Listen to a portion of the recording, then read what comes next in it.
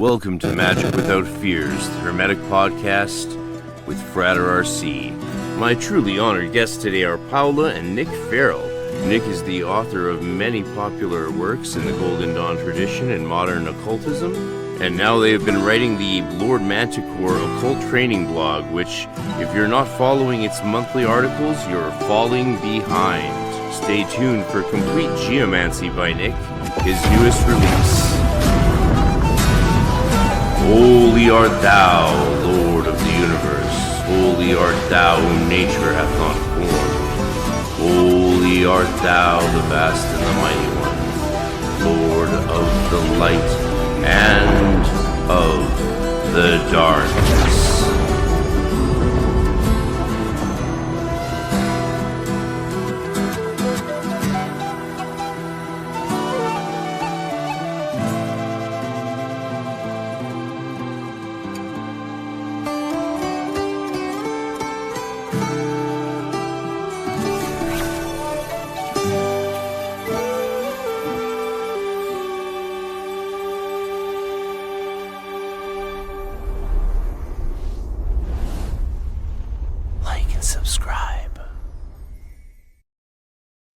Welcome to Paola and Nick Farrell.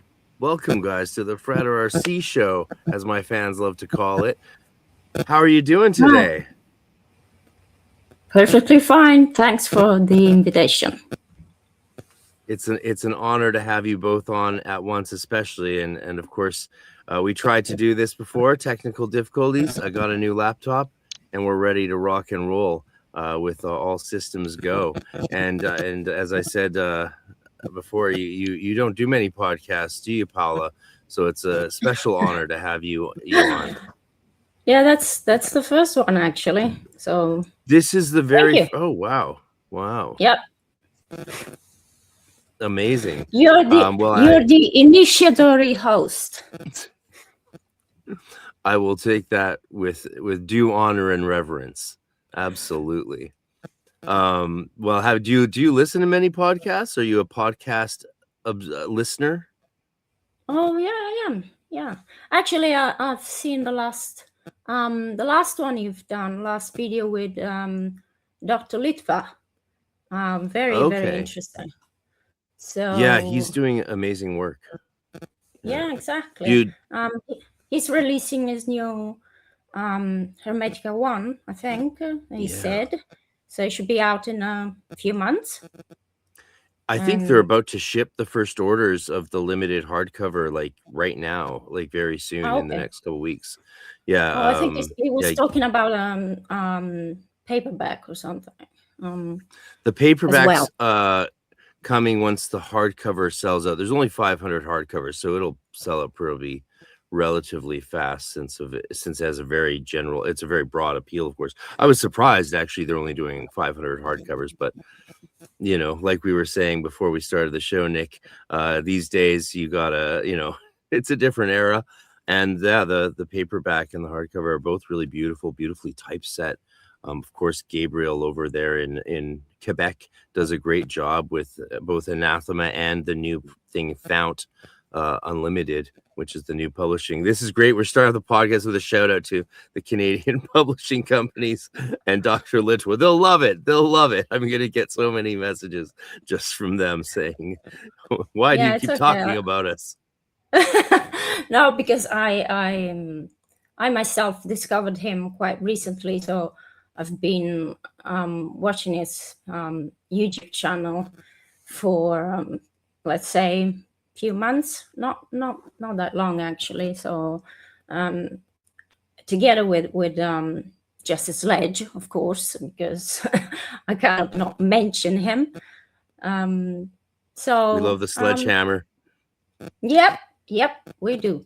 So I was very curious, and I like the idea of and I want to go for a Hermetic 1 because I wasn't sure before, and now he's releasing this new edition, so I think go for that.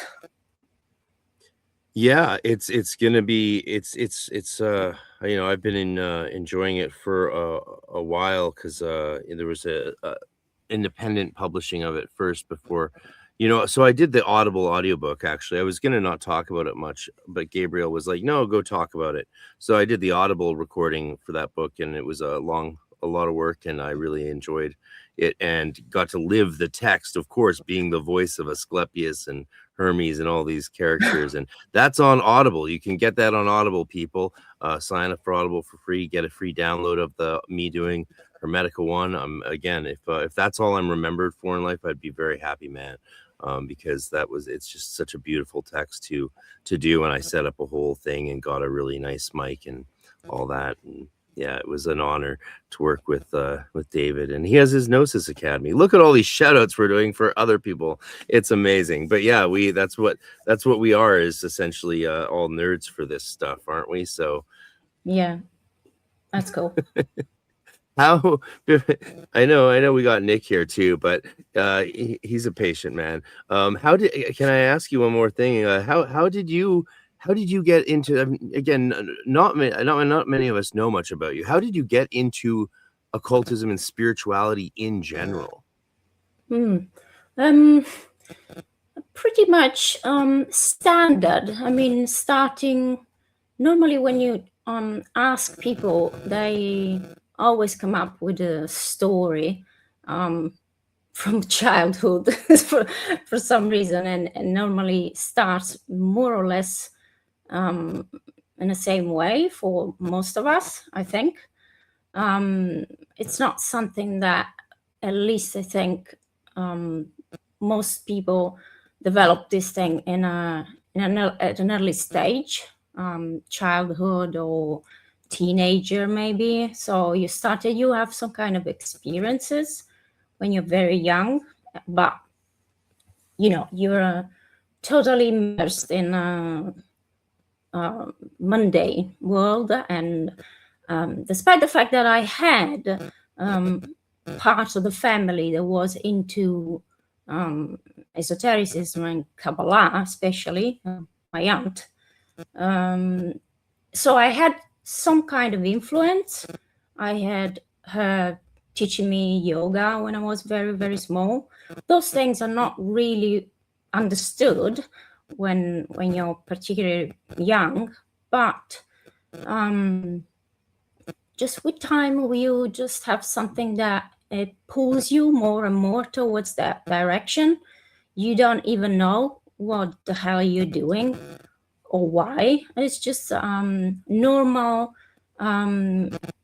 Again, after certain experiences that obviously had an impression, you have an automatic pull towards esotericism in a way that you cannot really explain. It's not something that you force yourself into it. It's not that you do it because it's cool, because it shouldn't be like that. You do it because you feel that you have to, because you feel that you really don't have a choice, because everything else that is ordinary, it just feels off. And that's something that I didn't know how to approach initially. So I did everything more or less by myself. Like, you buy books, you try stuff by yourself, but it wasn't that great. And I didn't find my aunt's approach that fulfilling, let's say. So what happens that I had few experiences with some alleged groups. I wouldn't say it was an esoteric group, but those fluffy bunny energy Castaneda, Carlos Castaneda teachings, and all that. It was basically a guy that in the end it was sued for fraud. So, and that was basically my first real experience in the outside world, in contact with something that it wasn't just me, my room, my books and stuff like that. So after that, I wasn't particularly happy about about what was offered, consider that I grew up in Rome and by the Vatican, and I was very, very close to the Vatican, working nearby the Vatican. So my Catholic Church influence was very extremely strong. But I had always something inside of me that it rejected it, like it was something that I wouldn't be able to explain. It's just that I can't do this. I just can't do this. And no, I was just weird to anyone else, like my friends, and they looked at me while I was picking up these books at book fairs and bookshops, and they looked at me like I was the weirdo. So for a while I did it by myself, and because experiences like that group didn't go very well, until a point where I had some kind of breaking point in my life where I had a crisis. My dad died, and at that point I had a clear push into a specific direction. And it took me 2 years to come into contact with a friend, a person that became a friend later on, who was a member of the Nottingham Temple in England, where Nick used to initiate. So for some reason, among all the options, because I had different options, and there was a temple in Naples, what happened is that for some reason, I clearly remember that one contact disappeared, and I was left with my friend contact, his number, and I contacted him. And he was the one that introduced me to everyone, to the Ciceros. So when I went to Nottingham in 2007, I expected, the point was to go there and have a chat, meet them basically. And I felt very, very grateful. And, when you have this kind of admiration from afar, and you have this sense of awe, and I felt very grateful to be there. And at some point they came closer. I got closer to them and to talk, and Tabitha said, "Someone is getting initiated tomorrow." And I said, "What?" What the hell? I was not, nobody told me that I was going to get initiated. I thought I was going to get there to have a chat and just know each other. And I thought that people had to check that I wasn't a nut job or something like that. And so, and then the next day I was initiated to the Not, and I met Nick. So that was it. And that was the start of a very long journey, very difficult, but the best choice of my life. I think, and I will always think, that the GD system, as especially as we developed it when we got together, is the most complete system that is available, in my opinion. According to my personal experience.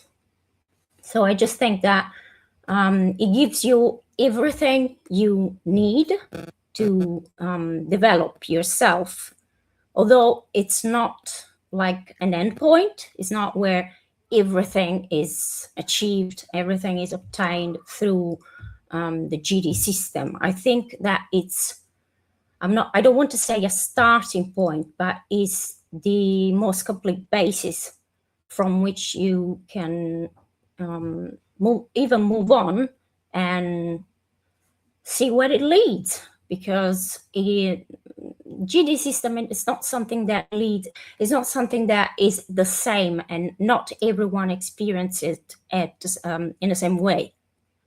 So that's a very personal journey, and it's absolutely, and not many people are actually capable of enduring the various stages that it puts you through.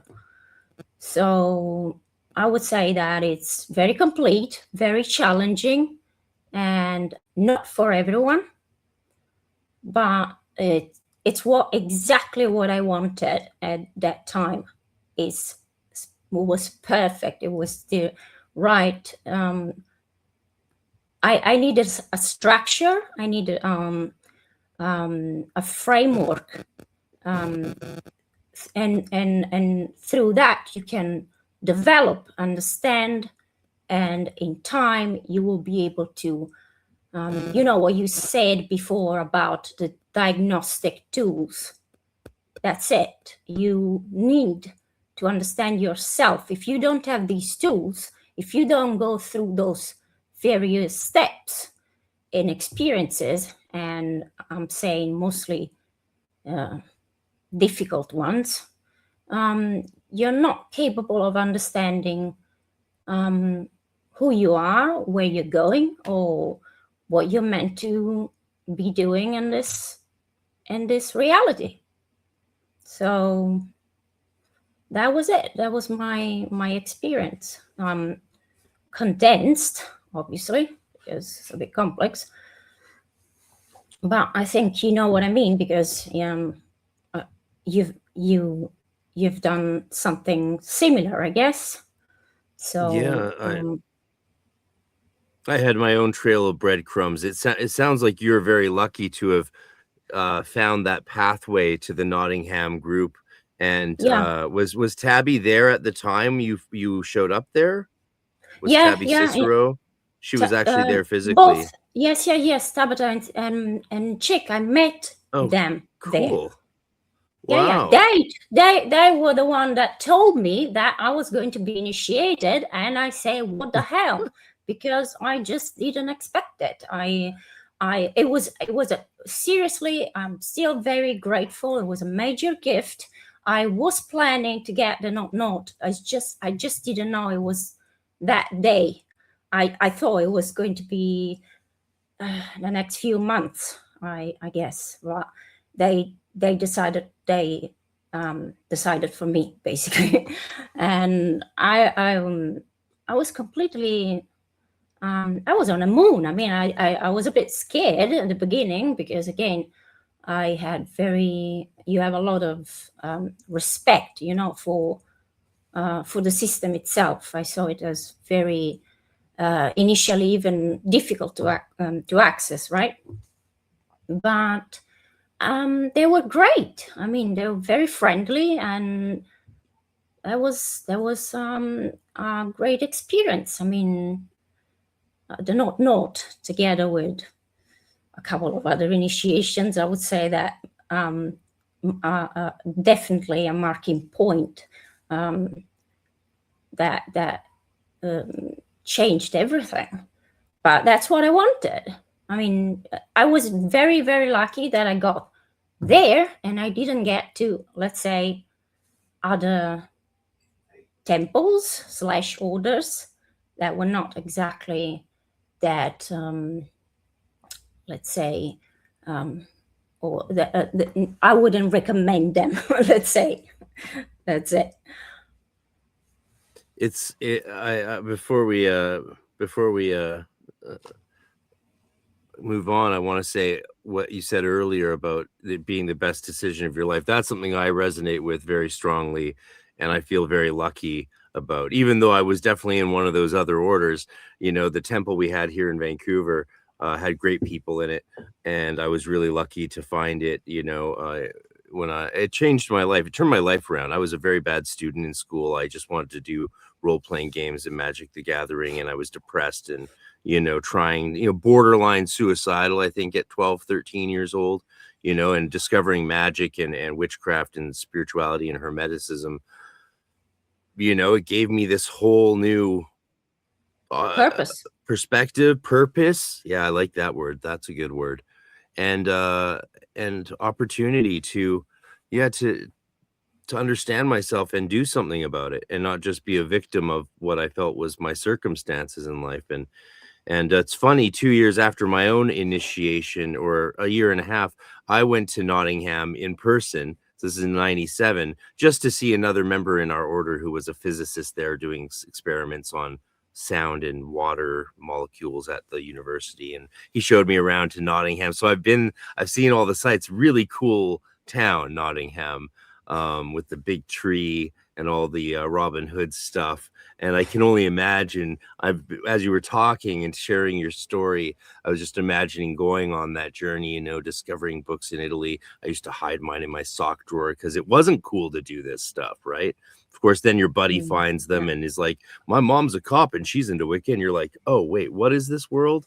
Okay, maybe I'm not such a weirdo. Maybe there's other weirdos and I just need to find them. And so, yeah, hearing your journey, it's so compelling to hear someone's story of finding their way. And I'm sure everyone listening agrees. It's bright and early in the morning over here in North America, but we do have people here listening. So thanks for being here, people. Good morning indeed to you. Thanks for all the comments. I'm not going to put the comments on the screen, I think, today, because I think it's a bit too distracting. Is that distracting? Possibly. Yeah, it's a little distracting. We'll keep it more intimate for this one. But yeah, thanks everyone for being here. And if you have questions, you can super chat them or whatever. I guess the next question, because we have your beautiful husband here, is before we get on to talking about the occult training blog, and which is what I really there's so many things to talk about, and if people have questions, shoot them up in the chat. But what has your journey been like with Paola as a magical partner in creating everything you guys have created? I don't even know where to begin, because you both have done so much, and you've charted some of your story in Beyond the Sun, which is a great book about Robert Falcon, but also shares glimpses of some very personal moments you guys had in New Zealand, in Hawke's Bay, with the sun and the mountains and all that. What's that been like? Well, I think if you look at what we've done over the last 14 years, none of it would have been possible for either of us to do by ourselves. It's something that we both did together. I mean, even to the point of, creating a vault, which was huge. I mean, I still am not good speaking Italian. So for us to build that, which required, I could make it on a computer, but it required Paola to go and shout at a printer, because everything is done by someone shouting at someone else. And that's the Italian way.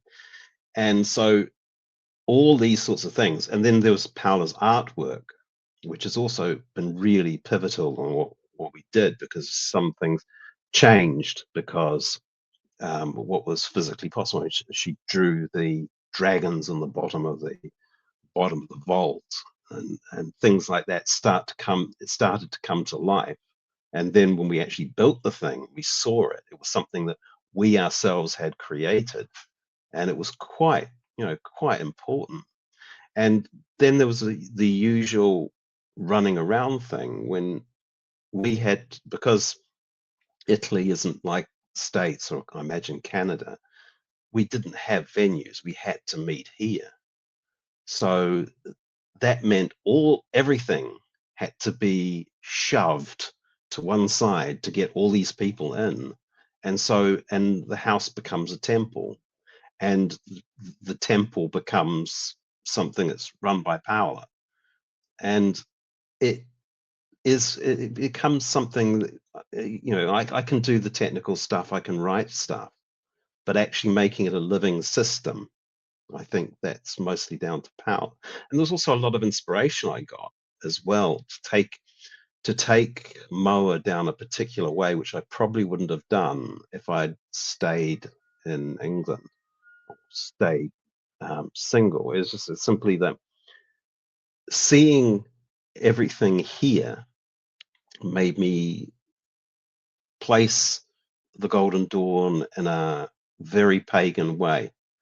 And ironically enough, because there's shed loads of Catholic shit all around, lots of churches, lots of things like that. But if you feel Rome isn't those things. They've almost like been slapped on top, like scum. And the result is that you feel something that's been around for a few thousand years, and that spiritually you can connect to. And so it's the old gods. Initially we started playing with those and trying to integrate them into the Golden Dawn system, and that what we found was they changed the flavor dramatically of the system. I mean, when you're not so interested in making everything a perfect form of Catholicism, sort of Anglicanism, you get something that's unique. And you can, provided you don't take anything away, the Golden Dawn is extremely flexible. You find people say, oh, I want to shorten it, or I'll cut this bit out, or I'll use this bit. No, it's not, you can't do that. There is actually a very strong framework, which is part of the attraction. And if you take that and then you add in some other things, you get a very interesting mix. And one of the areas which we did take on was to fix a few problems I had with the second order, which was if you do the 5-6, it's the end of it, really. You make your tools, you do study all these papers, you do all these rituals, but the 5-6 is lots of subgrades, but there's no ritual, there's no initiation to take you from that point where you're looking at the material world and looking towards the upper part of the Sephira. So one of the things we did was write a pure pagan PGM ritual. And we fixed a few of the flaws that the Golden Dawn had that nobody realized it had. Like, for example, in the portal, you encounter these paths and they're blocked, which is perfectly acceptable. But they're never unblocked in the entire system. So even if you use the 6-5 and the 7-4 rituals by Falcon, they remain blocked for the rest of your spiritual life, which I thought was absolute shite.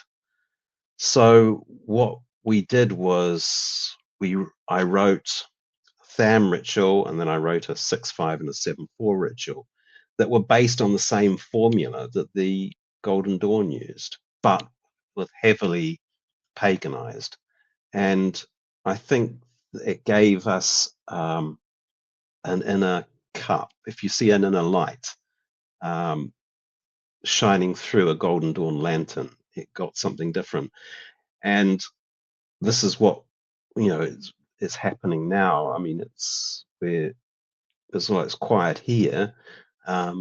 Things are going now in London and Milan with more offshoot groups that are going their own unique ways, and they can do it because of that stuff, that inspiration that we had all those years ago.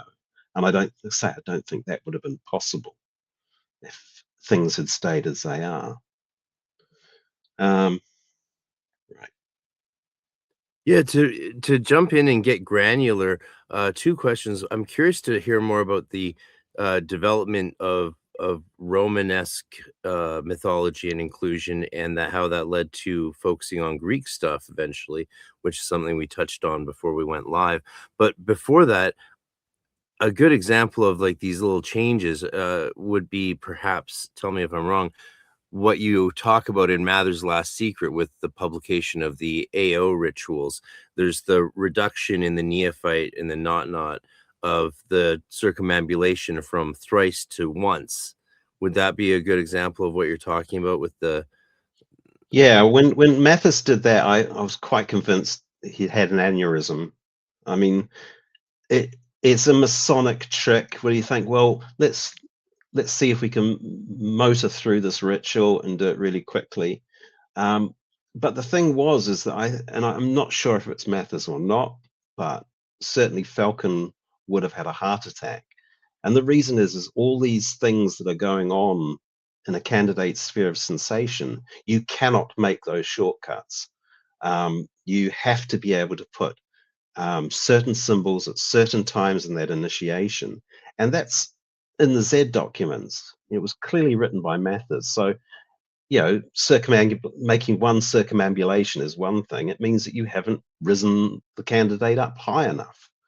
And this might be one of the reasons why Mathis AO didn't really turn out many great adepts. If they thought shortcuts like that were possible. And yeah, there's a lot of other ones as well. I mean, Mathis's portal, which was the original Golden Dawn portal, was far too short and didn't really cover anything. It was really just open the temple, do a few Masonic handshakes, and sit down and have tea and biscuits. It wasn't a very, very good ritual at all. So yeah, those shortcuts you certainly can't do if you're going to try and expand the Golden Dawn into something new, into different areas. And I'm sure if other people look at those areas within the Golden Dawn and they want to fashion it into something that's really interesting, they will do. The only problem is that the Golden Dawn comes with a hell of a lot of officers, baggage, and work to do. And I mean, I couldn't. The amount of artwork that went into, for example, Paola making all the wands, getting all the colors right, I can't do that. And that was quite an important step. And I think one of the ways we get around that is by chopping some of the stuff out, but some of it we didn't want to. I think when we got into the Second Order, that was when we started making things that, do we really need to do this? I mean, is it very important that all the officers are holding lotus wands at this point and things like that? It really wasn't, because I think another thing about the Golden Dawn, if you're not careful, is it becomes officer focused rather than candidate focused. So the officers are there for the candidate to help transform the candidate and move the candidate on to something new and eventually their own independence, magically or otherwise. And a lot of Golden Dawn people forget that. They think that they want to be at the top tier, wearing the nice colored wands, robes, and the different colored stripy nemesis and things like that. And I don't think it's ever been that. I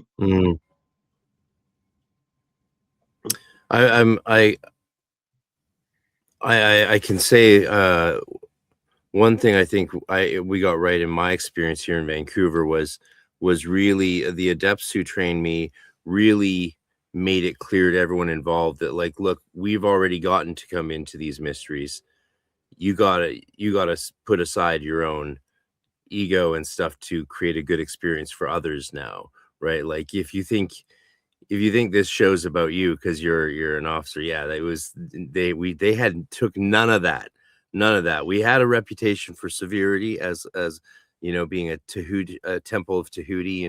The temple of Isis we had in LA was a bit more loosey-goosey, Piscean, wishy-washy, nice vibes, but we were a bit more, we're all like Virgos and air signs and rigid, but also caring about the experience of the candidate, and that can just make all the difference. Someone here in the comments here, I don't know if you know who Nick Fuller is. The name seems familiar, but that could be just the last name. Tony Fuller. Is that Tony Fuller? Yeah, well, I know. That was my innuendo. Maybe Nick's his long lost son. Nick Fuller says the effectiveness and authenticity of a ritual should be judged by its fruits and results. Yeah, I mean, I think I that's. think anything involving fruit is a good idea. He says we may be related. I don't know if he's being cheeky or playful. Either way, I'm here for it. Thank you, Nick. Um, very cool. So yeah, the development of bringing in the Roman gods and then the Greek stuff has really interested me in the work that both of you guys do. I love your artwork, by the way, Paola. Obviously, I've been a big fan of the Shem Grimoire for a long time, and the art you did in there, I really love. I have it next to me at all times, consult it frequently. And your tarot deck is my favorite Golden Dawn tarot deck. Paola didn't do the tarot deck. That's Harry. No, I know. I'm just letting you know while I have the chance that you know, the energy in it, the creativity. I've ranted. I've said enough on my podcast about why I like it so much. I like them all, actually. I didn't used to like them all, but now I actually like them all. They each have their own charm and magic, I find. But yeah, the journey into the Roman gods and the Greek gods really interests me about both of your work. It's something I wanted to ask you both about for many years, especially because, you know, I have this love of the traditional Golden Dawn, but I also have this love of Yeats's Celtic Mysteries, which is very much along those more paganizing lines. And of course, we know that the Hermetica is very syncretistic, very kind of interfaith. It certainly started pagan and then went Christian in the Renaissance with the Italian writers and Christians who Christianized Kabbalah and Hermetica texts. So yeah, what was the journey to bring in those other deities? How did, like, you changed some of the gods in the initiations even, right? Did you do that with things like just the Kabiri? I don't know. You don't have to share things you're not comfortable with, but I'm just very curious to hear what you guys might be willing to share about that experience, because it is so rare to get to have a talk like this with you, people like you. We didn't change the Kabiri. In fact, we drew them, and Paola drew them so that we could visualize them clearer. But we actually looked at what they were supposed to represent in a traditional Greco-Roman sort of way. What we changed was, firstly, we got rid of the idea that god forms should be projected onto a hall by the Hierophant. And we went for the tantric idea of building a god form within the officer. And those god forms, we ditched the Coptic names because I just thought that was a bit of Mather's intellectual wank. It didn't really add anything to the concept. I mean, you know, you're looking at Osiris, you know, you're looking at Isis. Why make it something that's unpronounceable that you can't say without spitting? And that is what a problem I had. So let's make it simple, because the god forms stay the same. They look the same. So that's fine. So we made them individualized. After the fourfold breathing, the officers build up the god forms within inside themselves. They're told how to do this. So, and then there's a sort of journey to an inner temple, which is projected onto the space.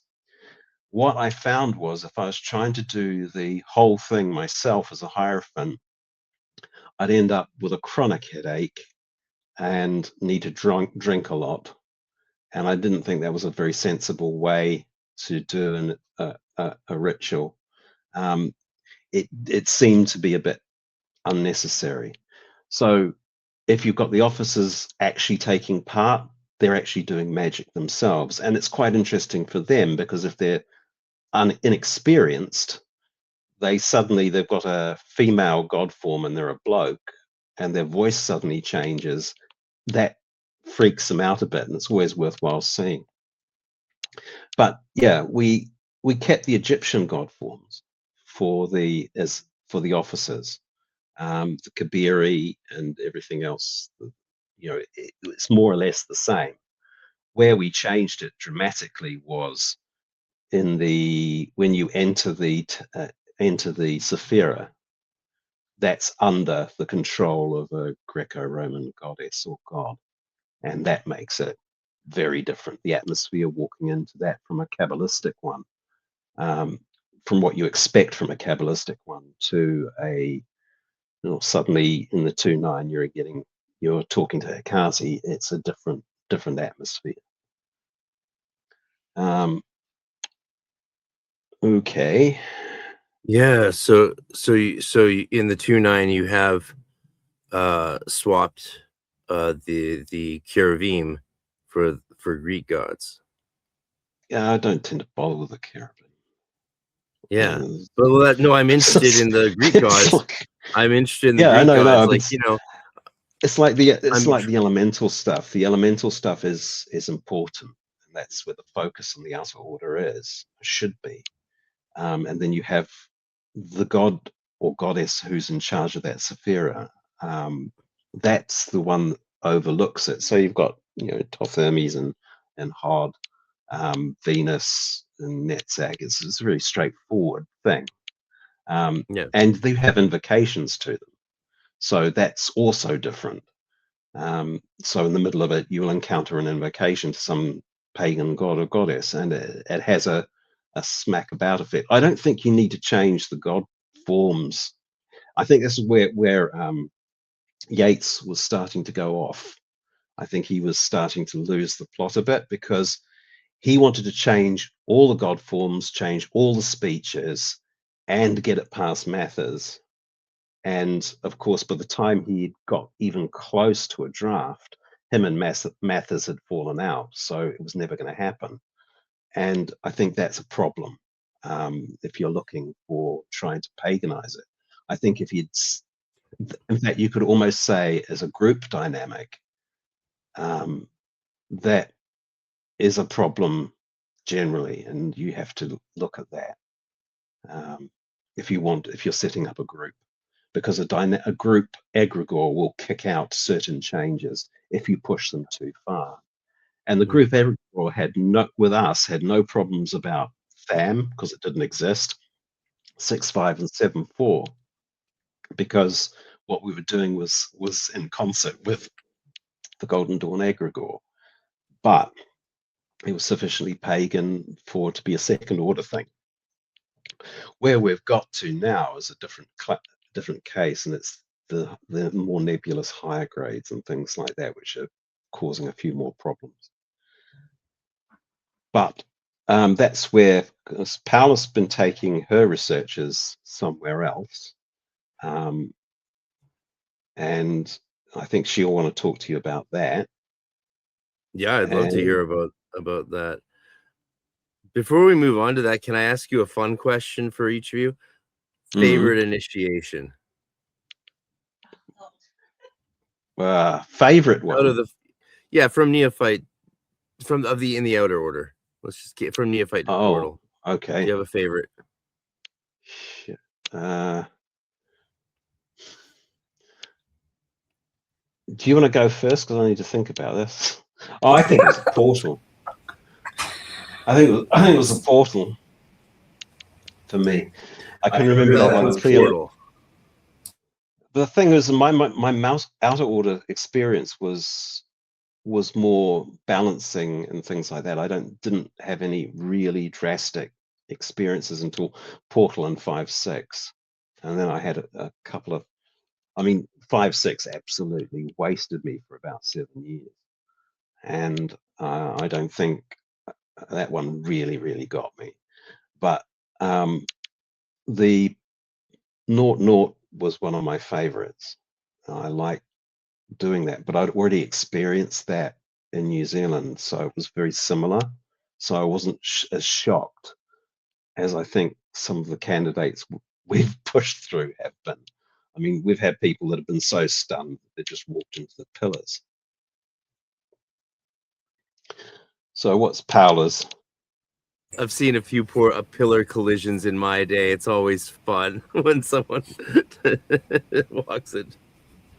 Oh, the joys of temple life. Yeah, it's especially difficult when you are the hegemon and the person is very tall and very big, and you have to stare them very carefully. We had an officer at our temple that was almost 7 feet tall. A member who was very tall, and he loved being sentinel because he didn't have to pass through the door into the temple. I think he did a few other roles though in his time. Yeah, yeah, just the basic dynamics of bodies in space create their own magic and humor and a microcosm of the world. Well, the thing is, you don't have such a big problem when you have a big, very big hole, a very big temple. The problem is only when you have a tiny little flat, and you have to do all these circumambulations with big, tall candidates. That makes everything very, very complex, very difficult.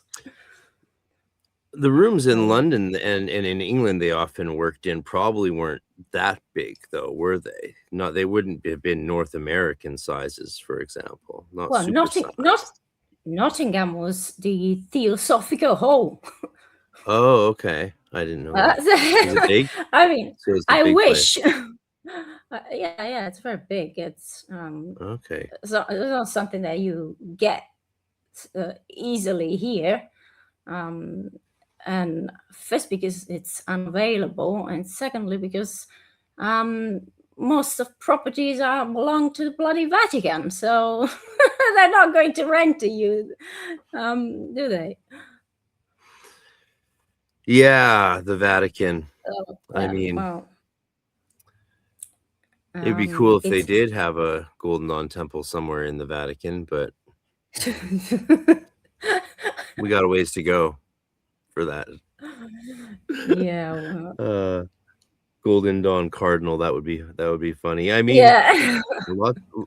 lots of, there's still clergy today in major churches and religions and synagogues who are Golden Dawn practitioners. So they're out there. They're just not probably ever going to come. Tony Fuller showed how important they were to the Golden Dawn in his book. And yeah, at one point they were, but they're not allowed to now. I mean, if you're an Anglican priest, for example, you're certainly not allowed near an occult group, even if they were responsible for founding or inspiring some of them. And it's a bit of a pity, really, because they're really good on ritual, and they've got some really good gear. Well, I know Anglican priests who are Golden Dawn adepts who are active as parish priests, and I know other kinds of clergy. I know there's rabbis in leading synagogues who are Golden Dawn practitioners.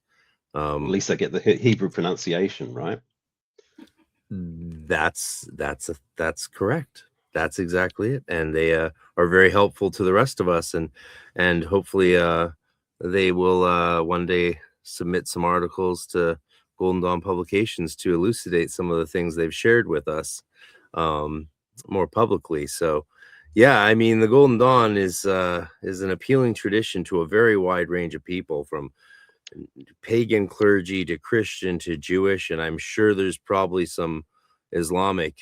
I don't know if there's a Golden Dawn imam out there, but I'm certain there's Golden Dawn Muslims out there. That's a guarantee. Oh yeah, there are. I mean, I've just recently been talking to one in a group in Istanbul, and they're dead keen, which is really odd because although I can understand it with geomancy, I find it a bit harder to see how, but Istanbul has always been the most liberal of all the Muslim cities, because it's got this huge tradition. So it is possible, but yeah.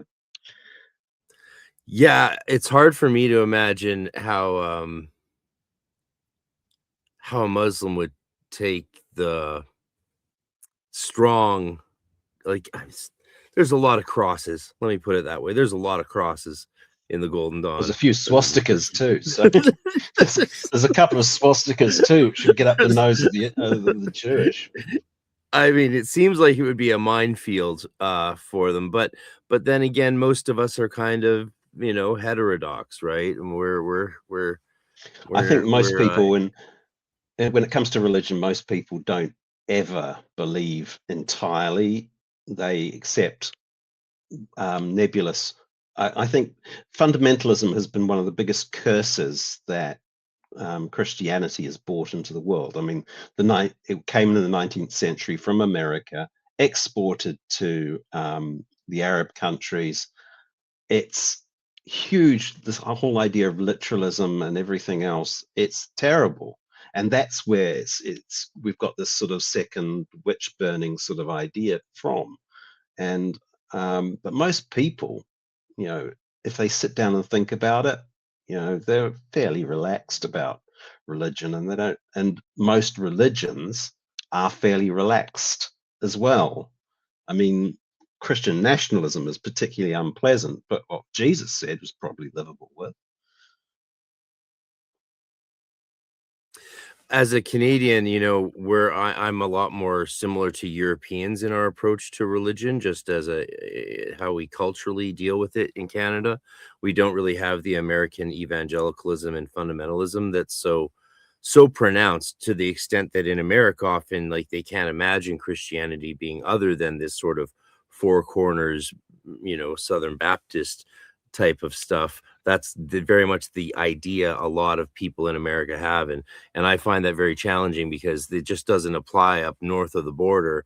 We don't have that to that extent, where most of our churches are mainstream Protestant churches, Boring, yeah. and they're often more conservative, even though they're very rainbow flaggy, than the Catholics, who are even more liberal often in Canada. But then you go south of the border, and all of a sudden it's like snakes and speaking in tongues, and my aunt and uncle with their hands up in the air in Missouri, and the hallelujah, and to quote Slavoj Žižek, who said, as an atheist, he still said, the Christian legacy is far too precious to be left to the fundamentalist freaks. So we gotta fight to preserve, I think, our equilibrium and our humanity in the face of radicalism and fundamentalist extremism. Of course, like, this is on the tips of everyone's tongue today in the world. It's the news every hour. This battle between balance and imbalance. It's an intense time religiously. 25 years ago, our teachers in seminary were like, "Oh, we're in a post-religious age already. In 20 years, people won't even be thinking about religion very much." They were wrong. Yeah, but that's because people have just generally got more stupid. Organized religion is basically for those who can't think.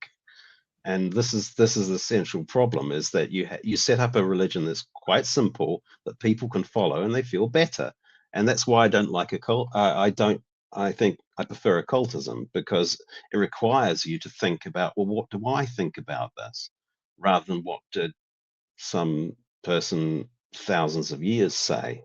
And I might listen to what the person thousands of years said, but I don't have to listen to it. I don't have to follow it. And if I mean, in 1,000 years' time, if people are still putting on red socks, I'll be surprised.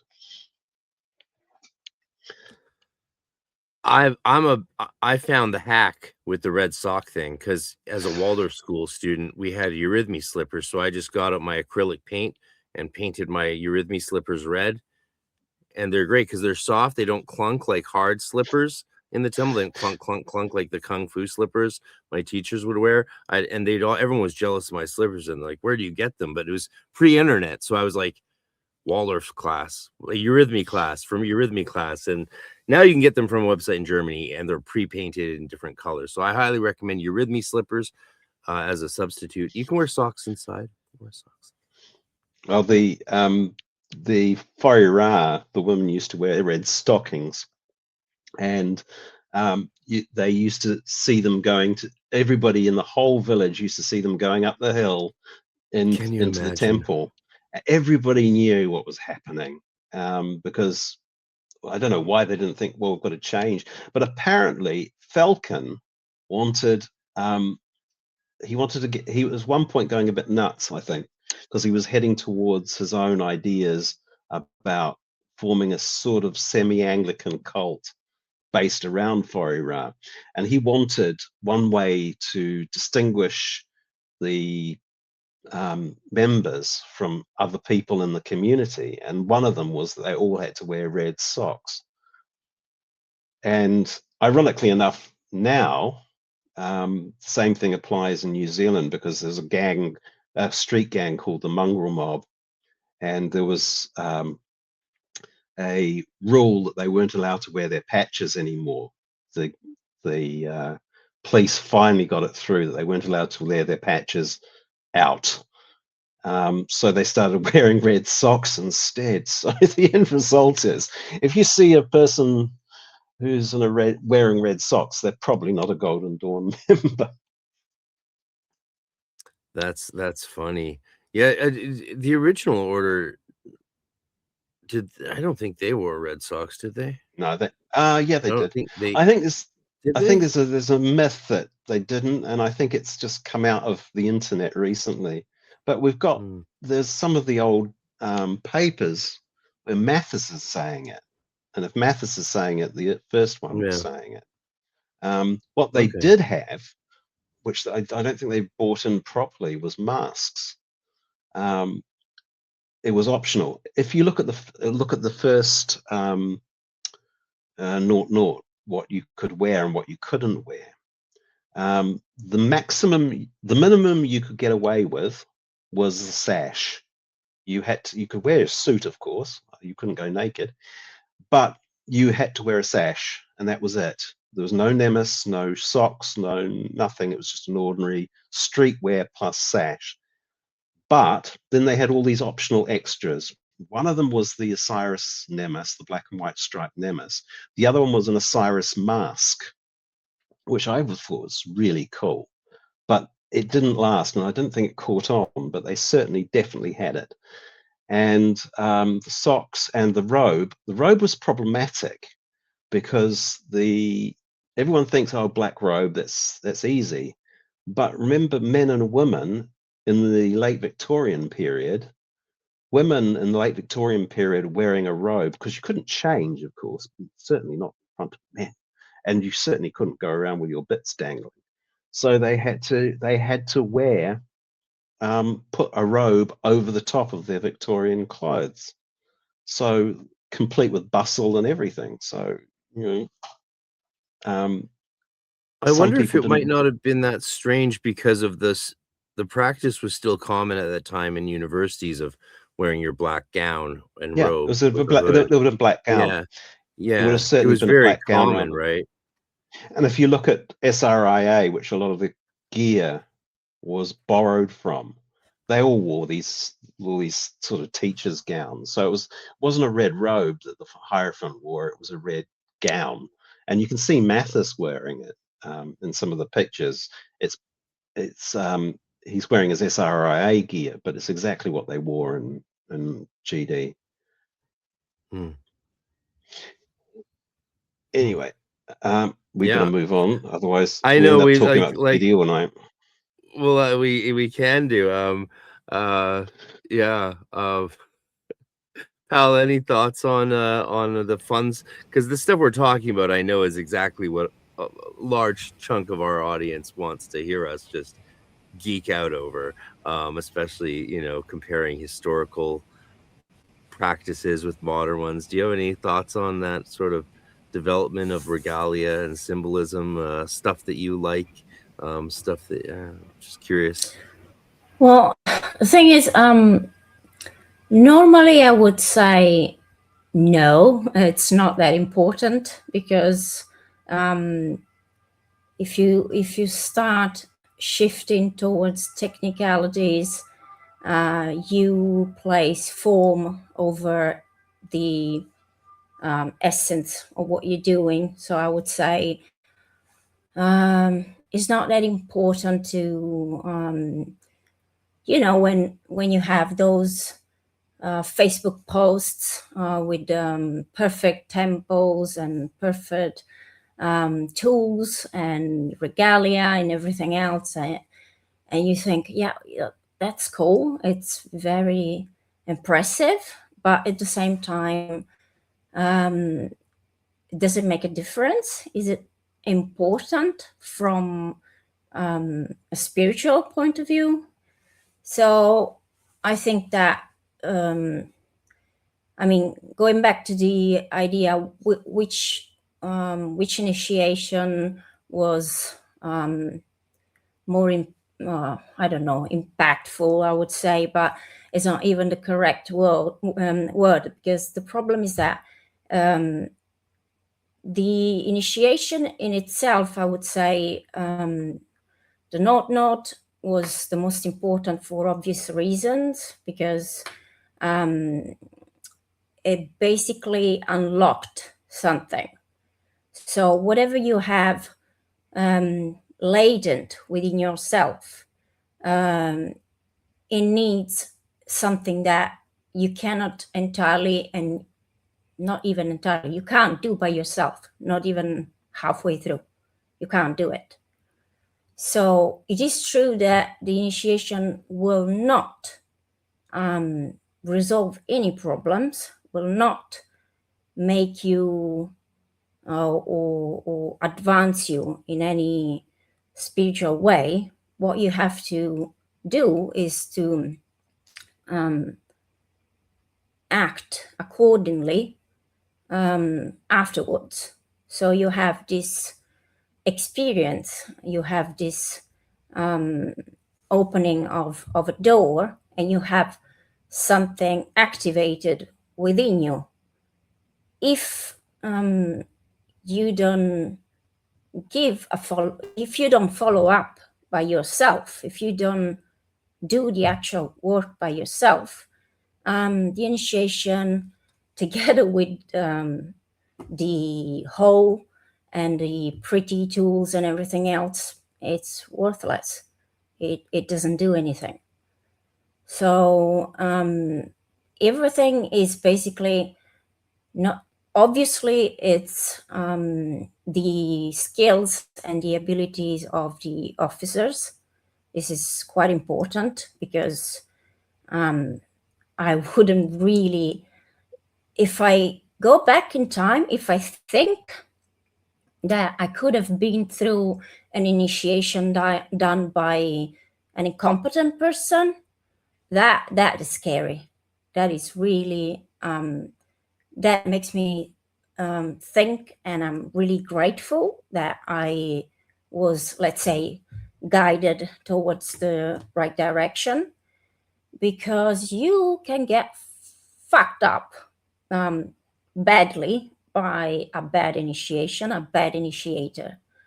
So that's the most important thing. And the fact that you have an impressive temple, it's completely irrelevant to me. To me, what is important, it's the skills, the abilities of the initiator, of the officers, the method used to harmonize the entire working, to make sure that the candidate gets the best possible the best possible initiation. So they get what they need to, they need the proper clicking mechanism, but then they have to work themselves to make that effective. So the initiation is important, is extremely relevant. What is important even more is what the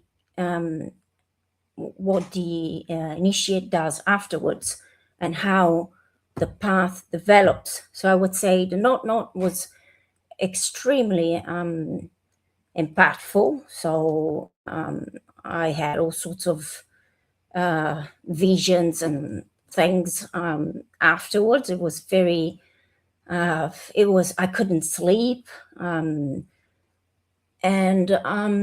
You know, those even physical sensations that you remember forever, you don't forget those things.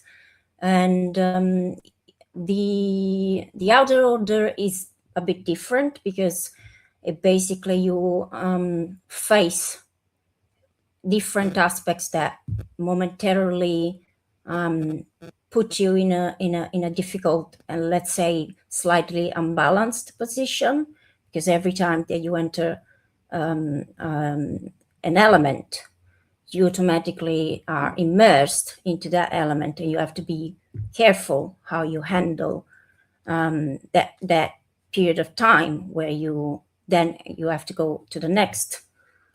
And so I would say that then the other thing is that was very, very strong was the 5-6, because I couldn't speak. So I lost the ability to speak. So that I would say that was pretty impressive.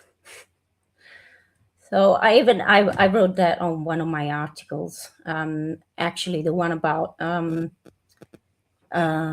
Thunder Perfect Mind. That was about this, how, in that particular case, how speech was developed from silence to the various stages according to the Stoics. And I couldn't find an example, because how do you have to try and read this this particular piece, you want to call it poem or whatever you want to call it, and you have to find a way to connect to the words without really understanding the real meaning. You have to go back to the essence of those words. And for some reason, something happens or happened to me in a 5-6, and I lost the ability to speak. And that was very, very close to what I probably want to say in that article. I don't have another way other than this is all very, very experiential, and everything is done by yourself. You don't have really, you know, the connection that I'm trying to build at the moment. It's extremely complex, because going from a very structured system like the Golden Dawn, and then getting closer and closer to Gnostic cosmology, it really complicates the situation a lot, because you get to a point where you enter in conflict with the things that you're doing, because what happens is that you're not sure 100% that the initial structure is the right thing. It's what you're supposed to be doing, and that's the point where I had a real a very difficult moment of crisis, where you have to reconcile this cosmology vision. You let's say that you want to see, or you have the clear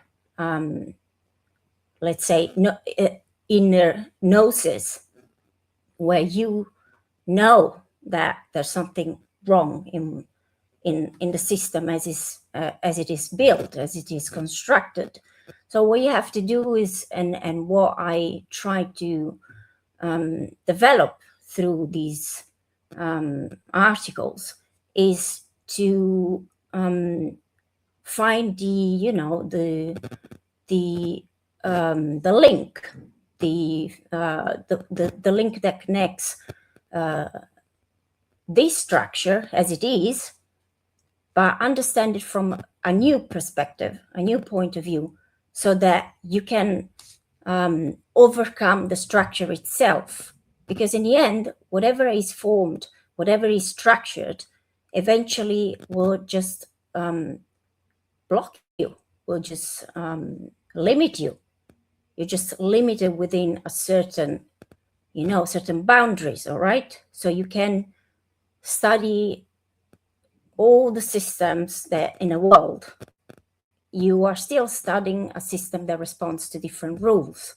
And the rules, as I mentioned, obviously, for example, astrology, they actually confine you. They push you into a specific direction.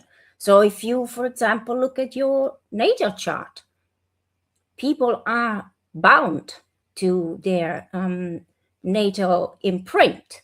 So that's the picture of the moment where you were born, and you are bound. You have an imprint. You have something that it's like, blood, genetics, let's say. So what happens is that, what do I do? What happens if I want to free myself from this imprint, from this boundary, let's say? And that's very, very difficult, because we don't have much about, the reality is that we don't have anything. We don't have anything in comparison to what probably was available, and it was lost. So basically, other than the Nag Hammadi and the Books of You and the Pistis Sophia, and that's already huge for us. I mean, going through all these texts is difficult, is hard, and to be honest, there is a limited amount of academic material, especially for the Books of You and Pistis Sophia. So the thing is, I'm still I still think that it's extremely important to go through a complete system, an hermetic system, like the GD. But I mean, I say GD because for me, it had it's the most complete in my view, as I experienced it. Unfortunately, I got to the point where I got stuck. So the system itself and the techniques are not enough. And you get to a point where you have to develop beyond these systems. And this is what I've been trying to do. But again, it's an ongoing process. It's a lifetime process. It's not something that, you can just one day wake up and you have to construct a practice that merges different aspects of different traditions. And if we think about the historical context of Gnostic material, we see that we have a lot of a mix of Neoplatonic, Stoic, Pythagorean. I mean, we have a lot of these aspects that are Egyptian, Greco-Egyptian tradition. So everything is there. We have a system embedded in the Gnostic texts. It's not very well. We don't have a complete system within those texts. We don't have instructions within those texts. So we have to reconstruct it ourselves. We have to grab whatever we have and try to piece everything together to understand how to interpret and how to not only see it from, historical. Yes, of course, it's very interesting from an academic point of view and everything, but I want something practical. I'm a very practical person, so I want to try something that does something. I don't want to just talk about it, and to me, it's not just about you know, it's very interesting, all these academic texts, but I need to transmute all this into a usable system that leads you towards something, because at some point everyone will reach well, a point where you can't go further, and you have to find a way to overcome that difficult moment. And in my specific case, I'm doing this. So I'm focusing a bit more on that aspect, because I want to make it practical. And I think it would be, I'm not sure if it will be useful to anyone. If it will be useful to anyone, I'll be happy to help, but not necessarily. I just feel that it's something that I have to do. So that's how it started with the Substack thing. The Thunder Perfect Mind is one of my favorite articles I've read on the Substack, and I've been on the Substack since it started. And I hope everyone listening gets on the Substack, because it's a real treat to have you guys doing that. And I know you took some flack for doing it from the occult community, but I'm glad you didn't listen to those people at all, because, you know. I think the thing was, what we tried to do was, I wanted to set up a proper, because I'm a long-time journalist, I wanted to see what would happen if we took actual information, making it into features on real subjects, whatever we wanted to write, obviously, but divided into two, with the practical stuff, really practical stuff, which is part of, you have to be a paid subscriber to get, but it's still pretty valuable stuff. And then there's the free stuff, which is more dealing with issues, dealing with people, history, you know, stuff that is accurate. Now, one of the things I think is funny is, it's been really good, is we've been able to say things that, you know, perhaps people don't want to hear, like, you know, Bardin isn't a god, that sort of thing. And it has annoyed a few people, but at the same time, there's the thing in this in the occult community, where people who have been doing this stuff for years have to shut up. They're not allowed to say, well, actually, that's a load of rubbish. You're not allowed to say that. And I think that sort of approach is wrong. Whereas what we've done is, because the Substack system is quite good, we've been able to make a pretty professional looking thing with some really hard, difficult articles. I mean, Paola's stuff on Gnosticism is, you know, there's not much you'll find on the internet scanning it, and we know because we had to look outside academic papers, and very few of those. And so I can write about the histories and the Golden Dawn stuff and things like that, and we've got people we know writing about areas that they're suitably qualified in, and I want to get some more of that later, because that's some of the experience we got from doing the Hermetic tablet all those years ago, is how to work with large, you know, groups to make a proper magazine. But it's a magazine that people want to read and study, rather than just what I did in my holidays type articles. And I'm really proud of the result. We've produced 6 articles a week, and the minimum size of those articles is 1,700 words. So if you buy the paid content, which is $8 a month, you know, you're left with the equivalent of buying 2 books every 6 weeks. So it's one book every 6 weeks. So it's, you know, quite good value, and certainly it's not the sort of material that we had access to when I was initially training. And so we can cover a wide range of ground and subjects.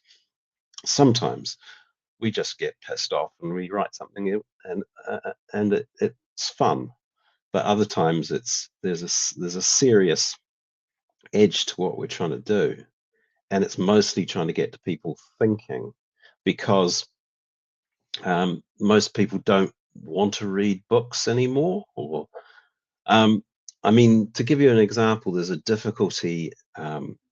My generation is all book orientated.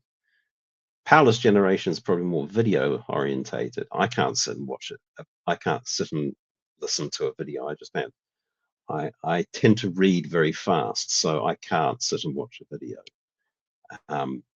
because I get bored or I start thinking of doing something else. But a book I can read. Whereas Substack is halfway between the two. You know, it's halfway between video, halfway between book. And if provided we don't get it short like a blog or something, or informal like a blog, then the Substack's got a lot of value for those who read it. And we have been getting some quite good results.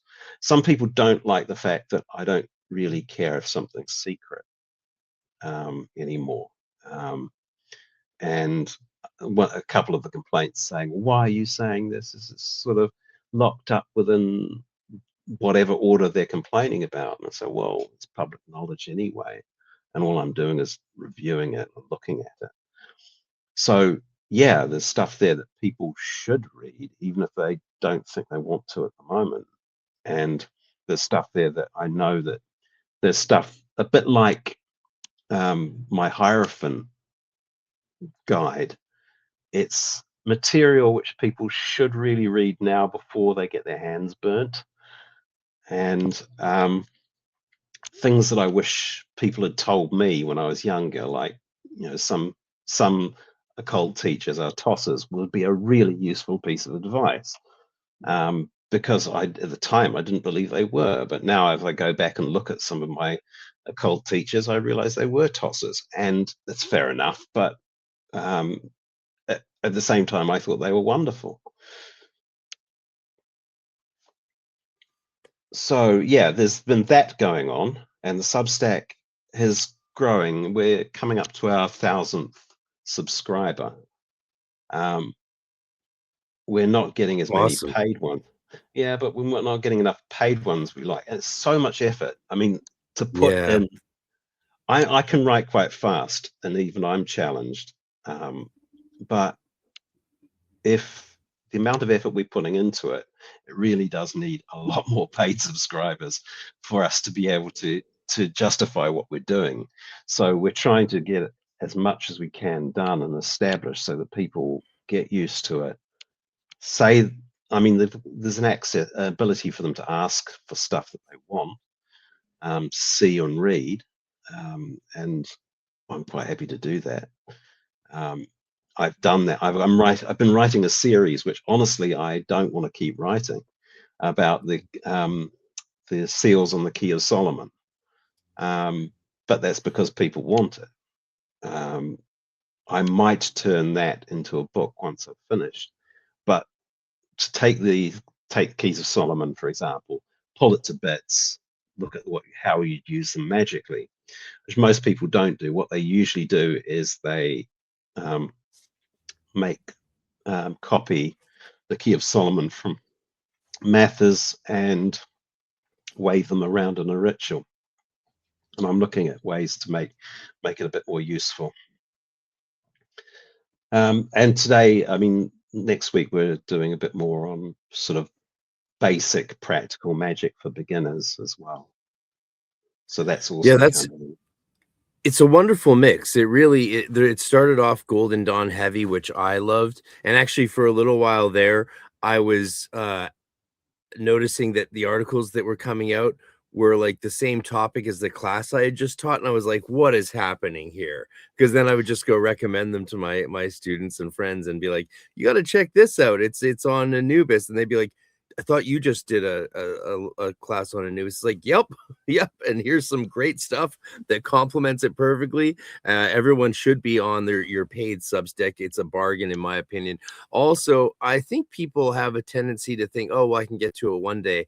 But people, life is short and time is precious, and things happen for periods of time. And my pitch to the audience would be like, this is your chance to be a part of a special happening in a special space at a special time, and you get to be a part of that now, and you can even influence it and ask for things and maybe even submit things, it sounds like is a possibility. So let's do it, people. Let's get on board with this, because these things don't last forever. Nothing lasts forever except well, I don't even know what. That's the mystery, isn't it? So I hope join on the Substack. And it's a manageable amount of material to get through in a month. It's not overwhelming, but it's also certainly not let's just say it's a very good deal. It's you got plenty to sink your teeth into. Preparing for talking with you guys, I haven't read every single one, but I've read almost all of them. And I do have even some prepared questions for you guys that I wrote down in case we ran out of spontaneous things to talk about. Shall I jump to a question? I have a one for you. You want to jump to a fancy question? Sure. About this stuff. Here's one. So Paola, you wrote an article on spiritual awakening that I really liked. And so here's one thing. I have a couple questions. You present the seed. The idea of the seed is something that cannot be produced by effort, teaching, or ritual, and only recognized. How do you balance that idea with the article? The article also insists that study and diagnosis and ritual still matter. So the seed that can only be recognized, balanced with the problem, ritual and diagnosis. Yeah. The problem with that specific article, and that one analyzes specific Valentinian text, which is the tripartite tractate, which has an explanation of the cosmology that already differs a bit from other texts, for example, from the Apocryphon of John. And that's the annoying thing that I noticed about these texts, that you don't have a unified system.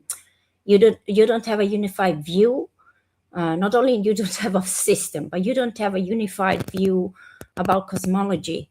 So we have the difference between the Sethian and the Valentinians, obviously, which is the main issue that I'm tackling at the moment. And I'm going through I'm going through the Nag Hammadi text, but not just all of them, but I'm trying to tackle specific texts that are, let's say, useful for my purpose. So I'm trying to follow a certain, let's say, a certain fil rouge, or I don't know how you want to call it.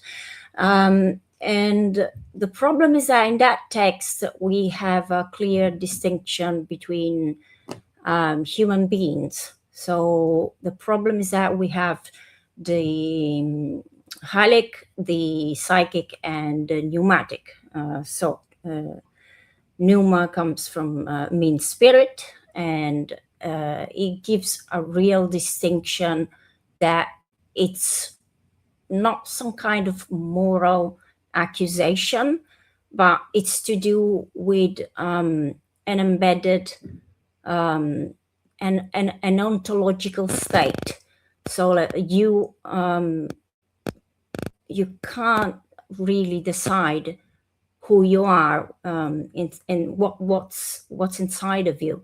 So we have 3 levels where one type of humanity is completely immersed into the material realm, and they have no interest, and I think that it's clearly visible, you know, in practical terms. You can actually say that there are people that are not interested in the spiritual aspect of life, let's say. So they're completely immersed in that material aspect. The psychic is some kind of middle way between the two, where they have a possibility of development, but it's not specified if surely they are not automatically upgraded, let's say. The pneumatic seems the one that it seems that has some kind of automatic liberation or redemption. What happens is that in the case of the pneumatic, you have a final redemption that it's embedded within you.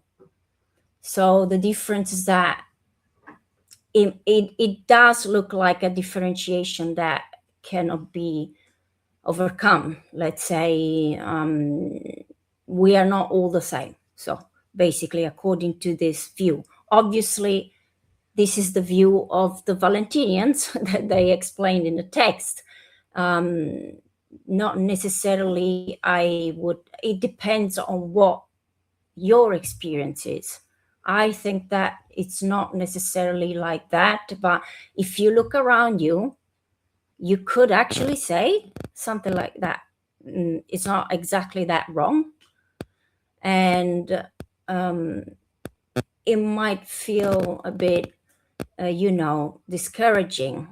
But that is something that I'm not saying that we don't have evidence that this is a universal law, because obviously if you follow different schools, different esoteric schools and everything, you have a different view of your spirit. Eventually, for example, there is a difference between the Valentinians and the Sethian, because the Valentinians don't see the material world in such a negative, dualistic way. Although we still have the creator of the material world as a corrupted entity. So we don't have the material world created from the one thing, but we have a demiurge. We have something that comes from a split, something that comes from a division, something that comes from a deviation, and that deviation is what gives rise to corruption, let's say, if you want to put it that way. So the problem is that, according to that text, yes, there are 3 types of humanity, and not everyone has the ability and the possibility to awaken. And it's really up to the person that goes through the system, that goes through these texts, to get in touch with their inner perception of what reality is and what the real world is. And I cannot give a scientific evidence of such a statement, but it's something that you have to work out by yourself. I would say that as I see the world as it is now, I would pretty much agree with that conclusion, because there are different stages, and I can see that there are people that they want to feel elevated, they want to feel spiritual, but they're not. And it's something that you can see from basic behavior. So if you see people that are or they sell themselves as particularly spiritual, but they still behave in a way that it's very, very much connected with the ego or the lower self, whatever you want to call it, you can understand better this concept that the text wants to communicate. So I don't think it has to be seen as some kind of discrimination, but it's like talking about like genetics, like something that either way you come with it or you don't, and that's the what you understand from the text. I mean, the text it's pretty specific about that, but not all the Gnostic texts say the same thing, and not all they don't present the same cosmology. So in one text we have a certain specific way the universe is created, through the Sophia and the movement outside the Pleroma. In the other tripartite tractate is more about the movement of the Logos. So as you can see, these texts are different, and you have to go through them by yourself and see what you can get out of them. And that's the point of gnosis. You have to connect with the knowledge within yourself. You have to develop a different, like Litva said in one of his lectures, that gnosis is a different mode of knowing. So you have to find it by yourself. You cannot force it, and nobody can teach it really to you. You have to find it within yourself, and that's the most difficult part, because all these systems follow the rules and follow techniques, and everything can be let's say taught and practiced, which is perfectly fine. I have no problem with that, but at some point you have to go beyond those systems, and you have to understand what if you can do it, if you can go beyond those systems, because not necessarily for what I have seen up until now from these texts, there is a minority, there's a very small number of there's a small number of people that can actually do it. And if the more I carry on and I analyze each single text, and you can see this repeated in different ways, but still the same thing as, for example, in a Gospel of Thomas, and it says more or less the same thing. You have this possibility, or the Gospel of Philip. Not necessarily you will be able to do it. In the Gospel of Philip, there is a way. For example, the difference in the Gospel of Philip is that it doesn't actually tell you that you can't free yourself from these powers, i.e. the archons, right? But at the same time, it's implied that not many will be able to, and some of them, they will even revert to an initial condition. So let's say that you have a moment of realization and you manage to disconnect yourself from the system, so from the powers.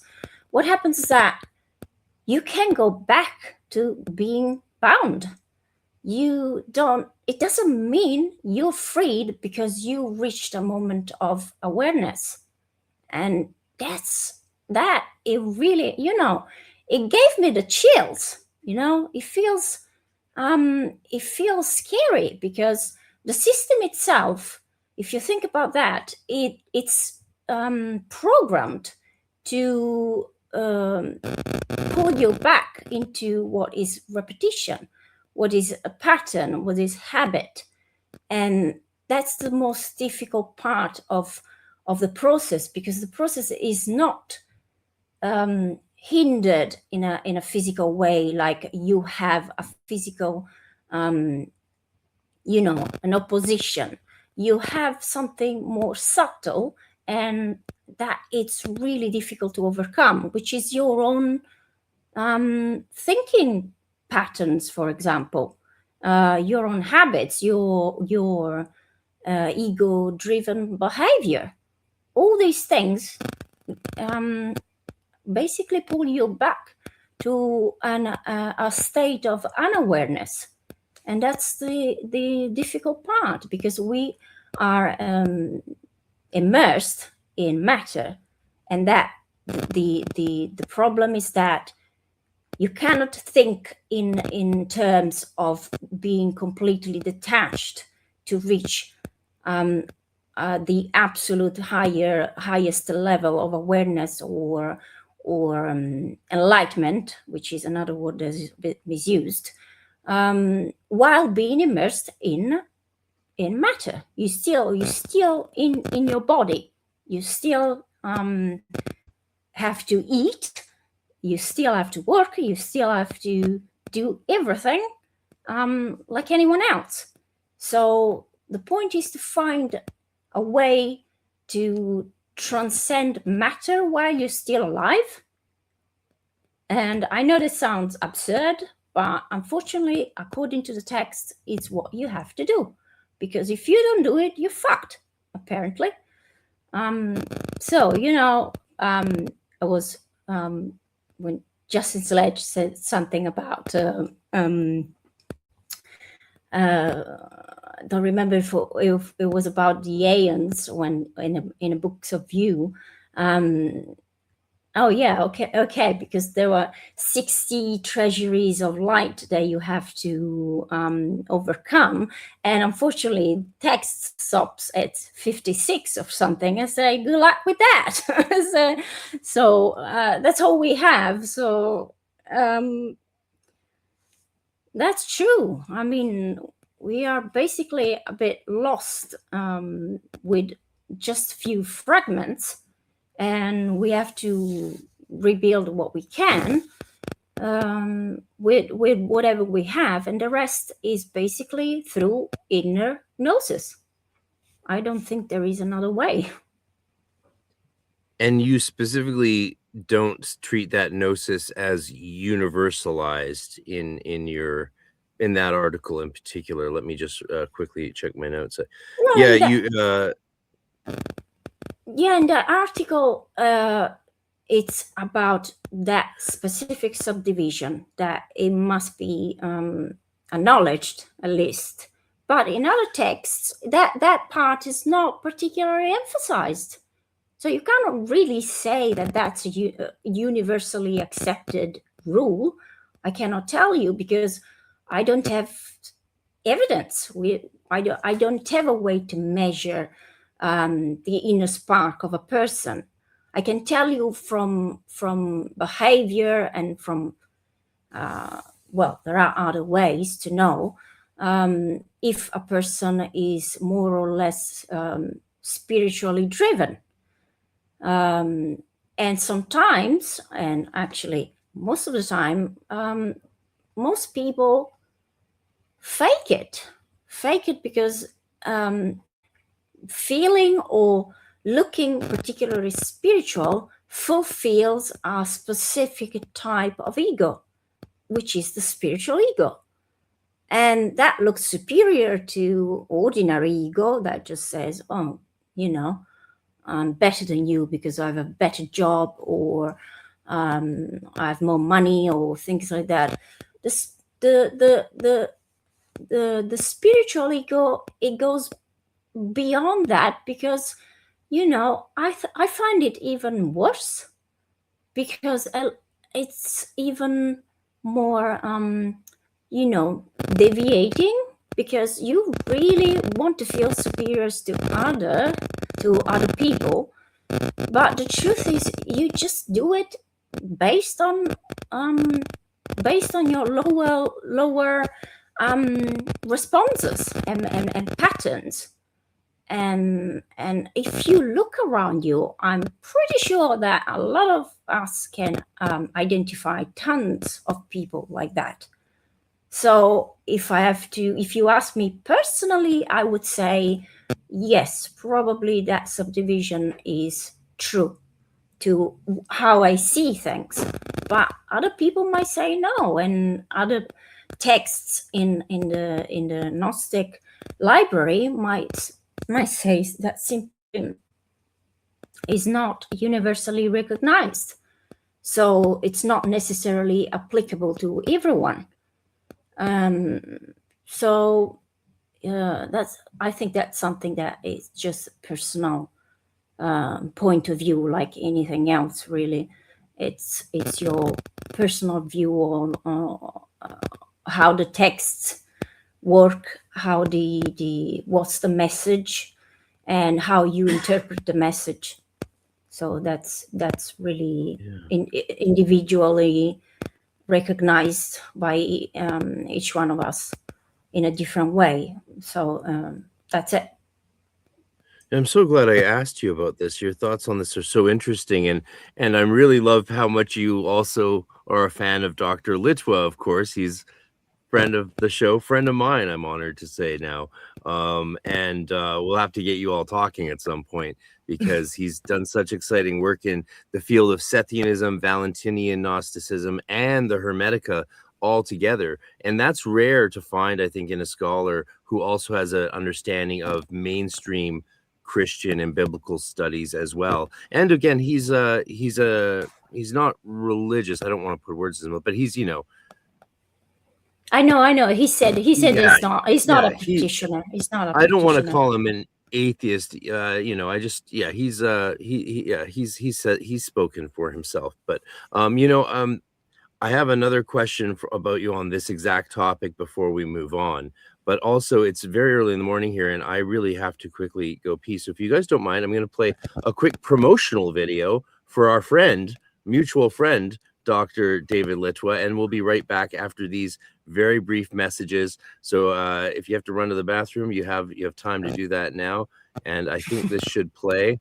Hopefully it will play. Where is it? Yes. The Hermetic Bible has finally arrived. After publishing Hermetica 2 for Cambridge Press, Dr. M. David Litwa, Ph.D., published Post-Human Transformation in Ancient Mediterranean Thought, Desiring Divinity, and 1 or 2 other dozen major works. From early Christian studies to Gnosticism and the Hermetica, Dr. Litwa also teaches and translates Ancient Greek and Coptic. If you want to study more with him, join his Gnosis Academy, which meets monthly, and also you get to enjoy and participate in his many online recorded courses, getting a new one each month that you are a member. As a member myself, I can tell you these are well worth your while, and you get to explore and study with other like-minded people, scholars, and teachers themselves in many cases. Join the Gnosis Academy and get access to all of Dr. Litwa's work today, including an introductory course on the Hermetica, which follows the translation of the Stobaean fragments in Hermetica 2. But finally, the great announcement is here. The Hermetic Bible has arrived, and Dr. Litwa has retranslated the Hermetic fragments and the Nag Hammadi Coptic into a new Hermetica 1, ordered as a path of initiation, and now released in the definitive edition from Fount Unlimited, an offshoot of Anathema Publishing in Canada, with beautiful artwork by Jose Gabriel Alegria Sabogal. Explore Hermetica and the Way of Hermes by pre-ordering the limited edition hardcover today, which ships out this spring. The unlimited paperback will also be available, as well as the deluxe version, which is already sold out. Explore the Way of Hermes with Dr. M. David Litwa, and stay tuned for more exciting announcements from Fount Unlimited, Anathema Publishing, and the Gnosis Academy.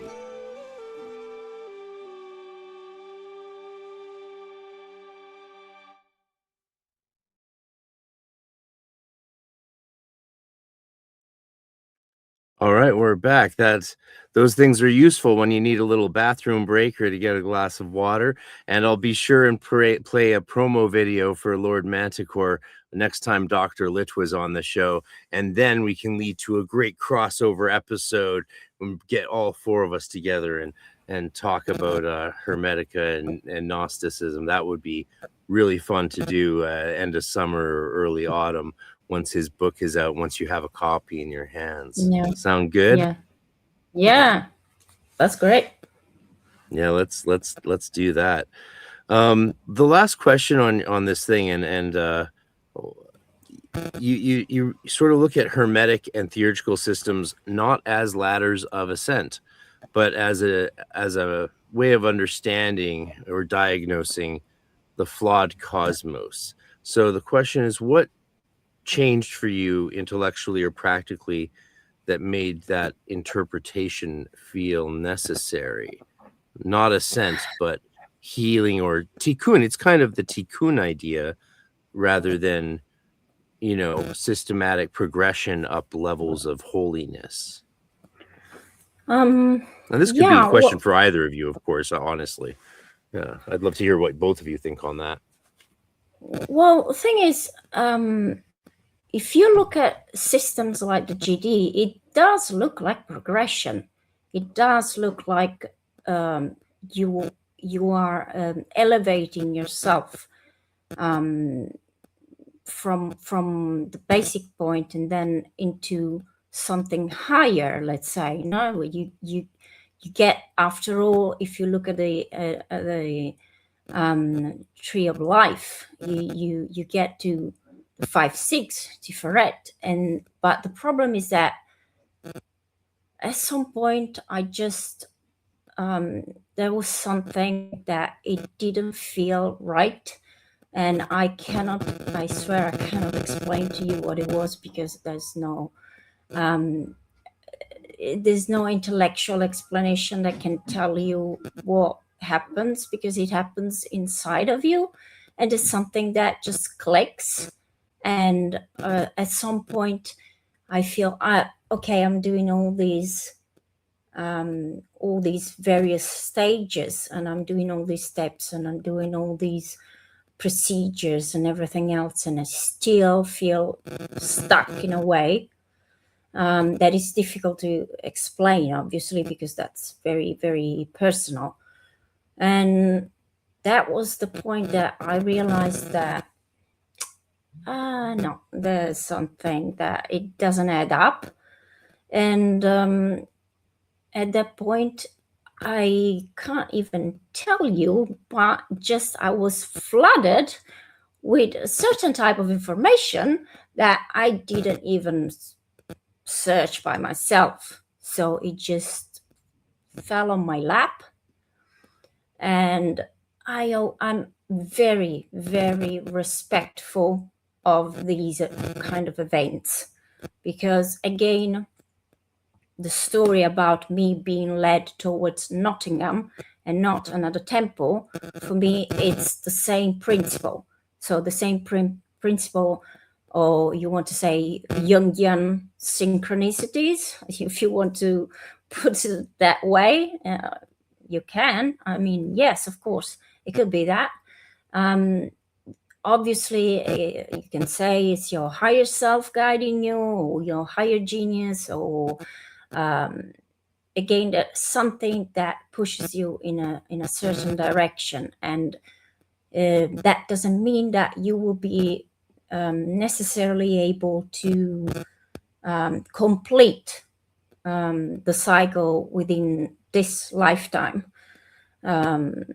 because simply most people won't be able to reach to the point where they make major breakthrough. But I felt I was lucky enough to get to the point where I realized something. And normally these things are always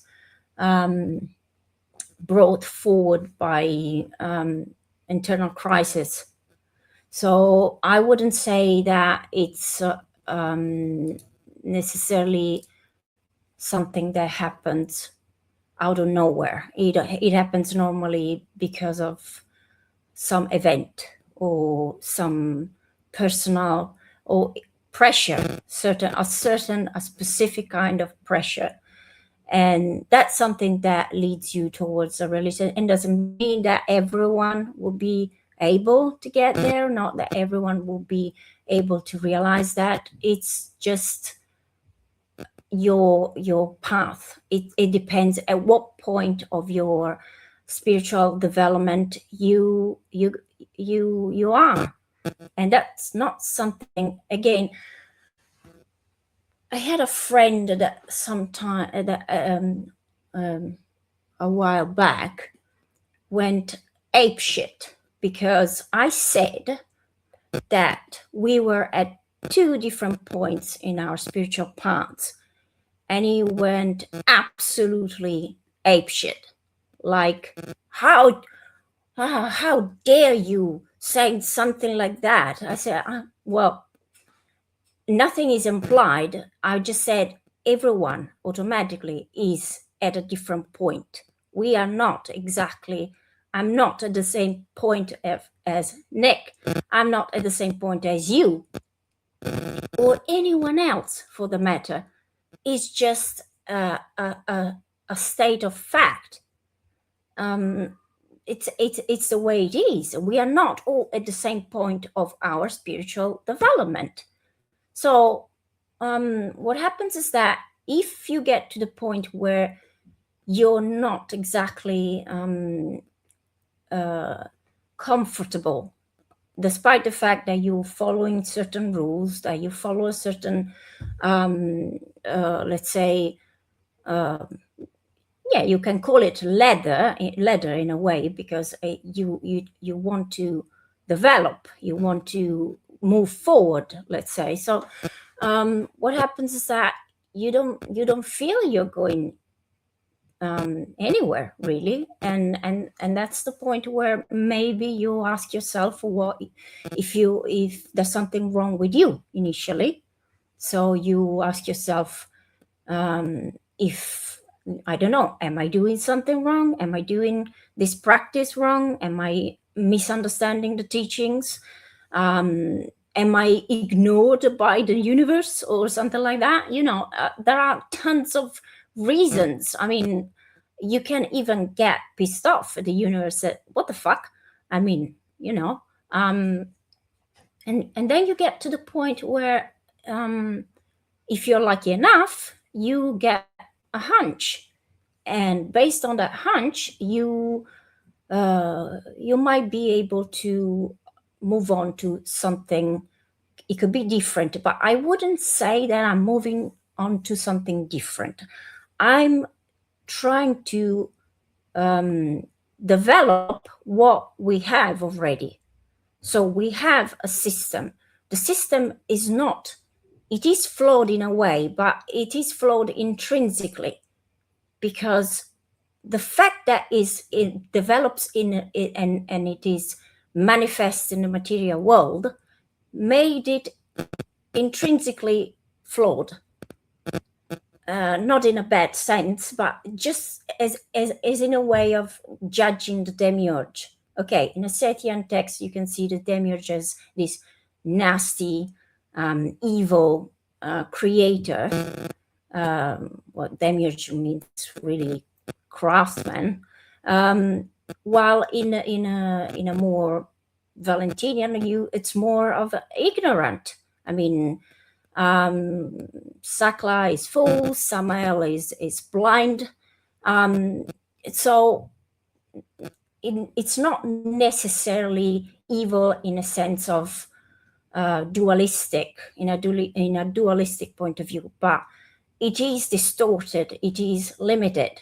And it is limited because it has to be limited, because you wouldn't have manifestation if you didn't have a limited world, if you didn't have boundaries, if you didn't have chains. Now, if these chains rule your entire world, that's a problem. And that is the problem that keeps you blocked in a certain condition or in a human condition. If we want to see the archons as purely evil spirits, I wouldn't exactly see it like that. I would say it as forces that they are driven by lower aspects of the universe. So they are some kind of necessary aspect for manifestation. So but you get stuck, you get chained, you know. So in that way, I would say that it's not ideal spiritually, because what you have to do is to find a way to transcend and eventually reunite what we call the one thing, or the monad, or whatever you want to call it. So all this practice, it is necessary, or at least for example, I wrote about Proclus and how these associations work in a material world, and how the higher realm and the lower realm can be some kind aligned, you know, by aligning, by following those rules. For example, the associations of certain herbs, objects, is how you do theurgy. So by doing that, you align with a different reality. And that is what allows you, that is the tool that allows you to understand how the lower world functions. And eventually, through those tools, you should be able to transcend it. But that's not something that comes automatically just because you do theurgy, just because you practice magic. First, because there are different levels of magic, but I don't think that you would be able to overcome the human conditions by simply mystical experiences or practice. I think that it's some kind of you have to merge the techniques to the point that something really changes, and it's different from what I've been doing up until now. So it will be practical, but it will be different, and it will feel different. It feels physically different, to the point that I really had serious issues in doing rituals few months ago, and then I sort of adjusted. That's an adjustment that when you are into a transition point, you are leaving a system to enter another system. And when you are in that transition point, you are neither, and you don't know what the fuck you're doing, and you feel lost. And that's a problem, but again, is transitional. So it's fortunately is not permanent. Eventually you overcome and you find your direction. So one of our audience says, I always say, if someone is starting to study esoteric knowledge, know thyself, because if you are not true to the self, it's a dangerous pass. Thanks, Invisible Scientist, for the comment. Yeah. Yes. Yeah, people, we'll go through all the comments before we wrap up at the end. You can super chat to interrupt us, of course. But yeah, that's so interesting to hear about. Like, you know, even as an adept, you go through these, you're still on your journey. You're never really at the same place as someone else, because you're your own unique being, of course.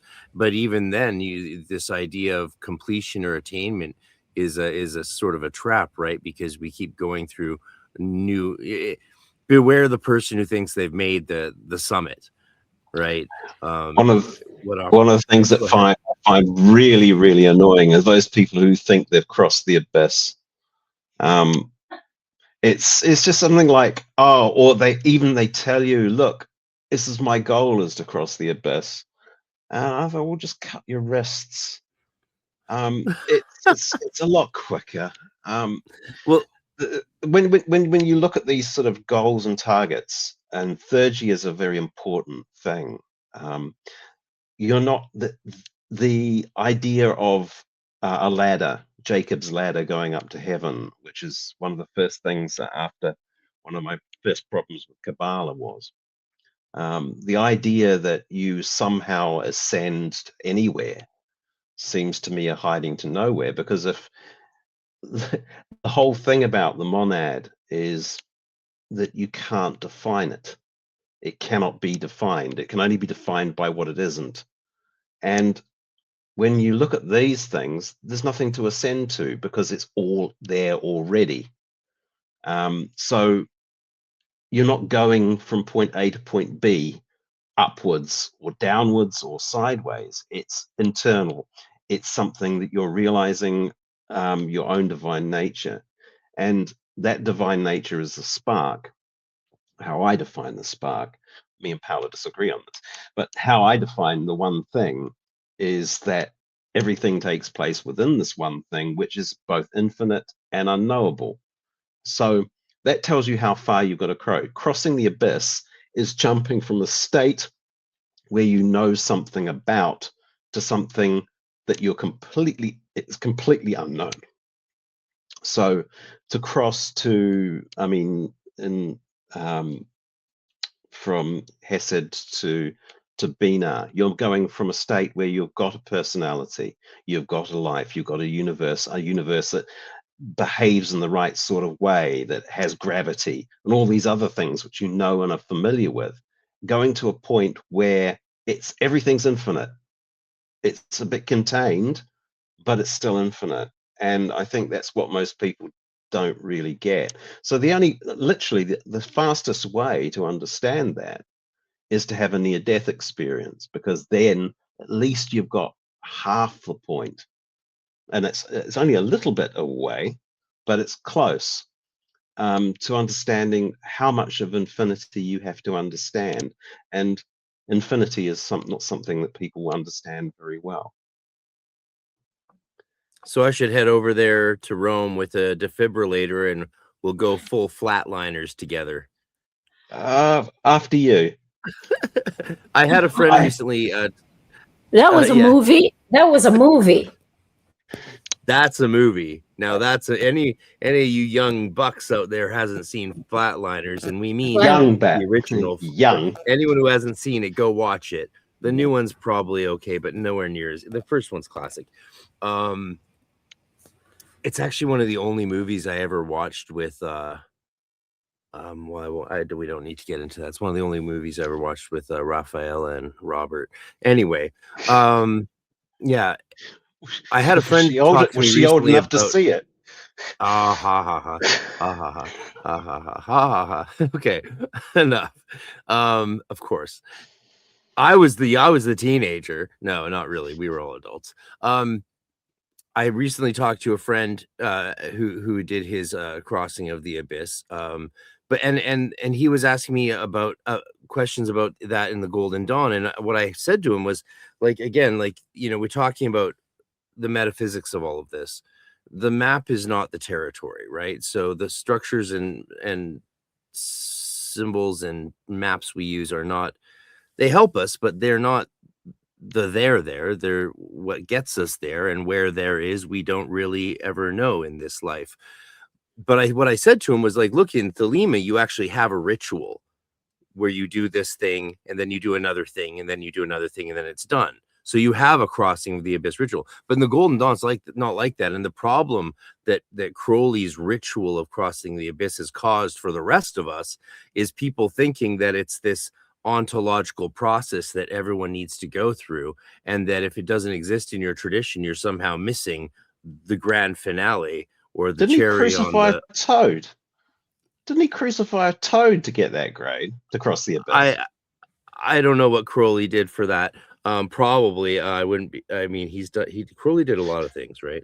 But but the point is, like, we don't even have that. That's not a formal structure we have in the Golden Dawn. No, it's not practical. You could equivocate it to other experiences, which is, you know, I've tried to do, but again, it's just not a thing really in the, Well, in the Golden Dawn even the tradition. 7-4. I spoke to Percy Wilkinson, who is a 6-5 in Farrell, and he said, I said to, why didn't you ever do your 7-4? Because he was in Farrell from, you know, the 50s, and he said, well, 7-4 is all mystical stuff. And I never wanted to be a mystic. I'm happy to be a magician.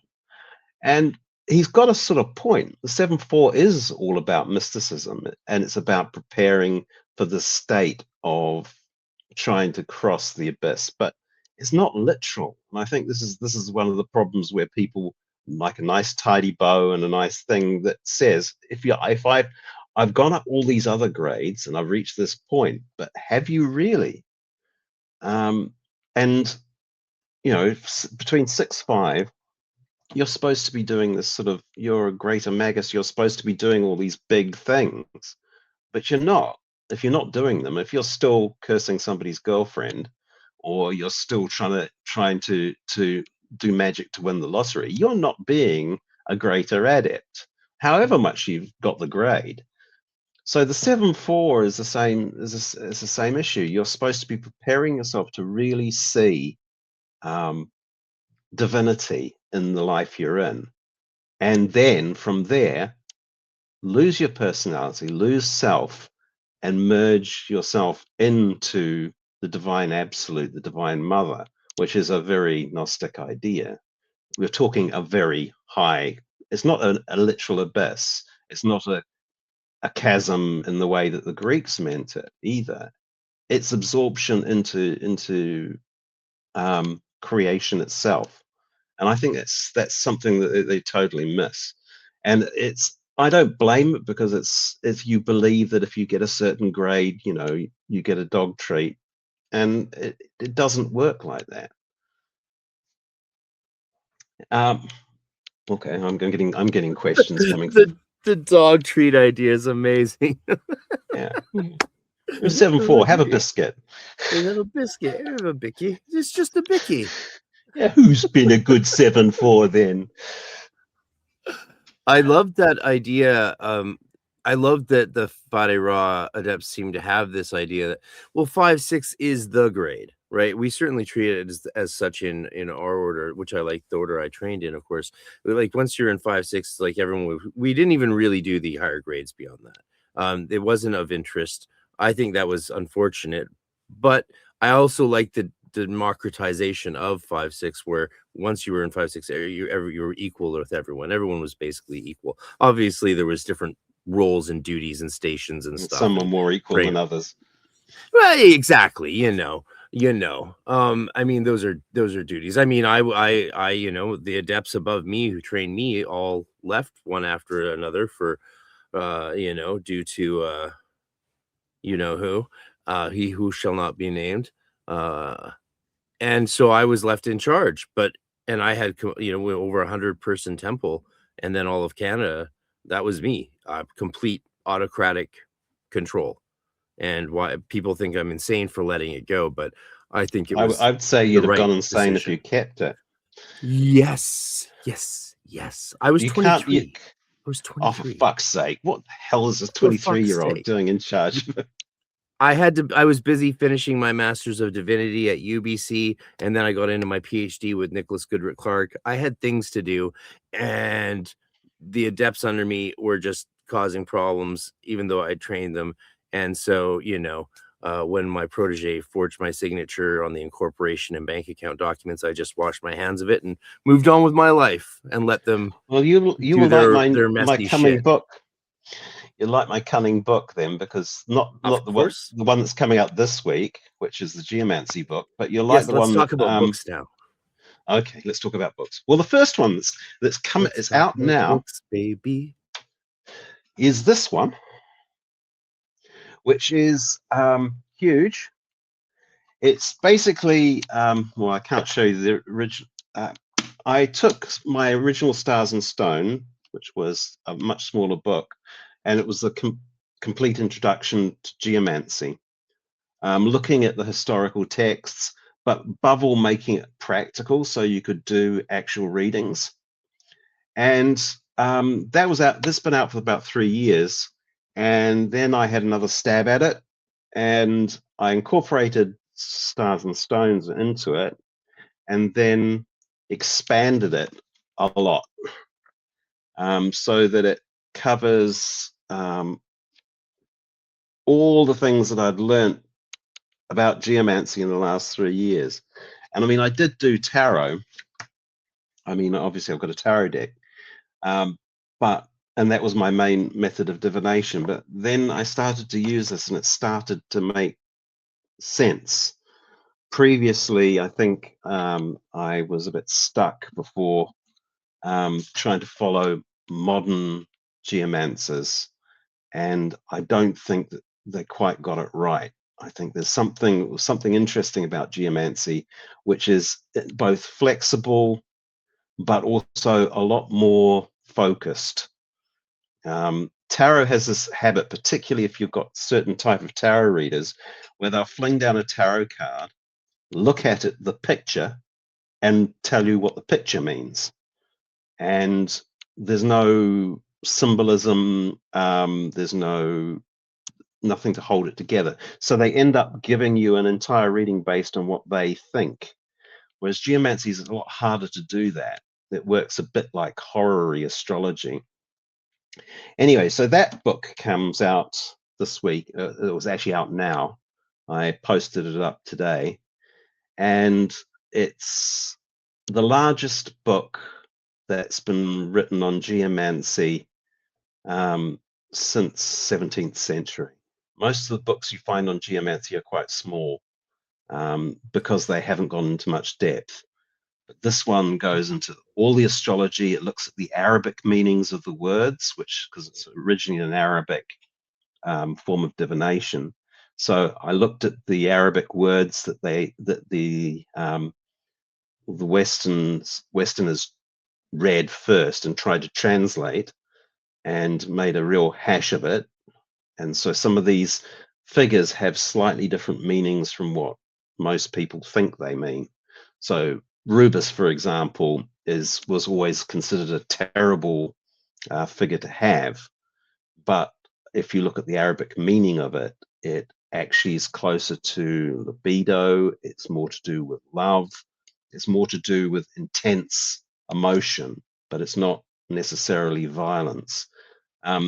When Agrippa looked at geomancy, he assigned the different figures to different astrology. So, for example, with Rubus, he assigned Scorpio, Mars and Scorpio. Whereas if you look at some of the other geomancers of the day, like Christopher Catton, we're still talking 15th century, he said it was Mars and Gemini, which is more talky and less stabby. So you get a different concept of it from those sorts of things. So I've been playing with this thing now for 3 or 4 years, and I think I finally got to the point with it that I'm happy. And this is all I've got. I put everything I could think of in there, and so it's done. The only thing I haven't done so far with geomancy is to look at the magic of geomancy. I mentioned that Mathis, in the Golden Dawn, you are initiated into Mars geomantic talisman as part of the initiation. And it's not clear why Mathis just threw it in there, but it is definitely there, and it's been not something anybody's particularly noticed before. But there is a lot of scope for more development and research work on that. And I have worked out done some experiments with it to really crack into that.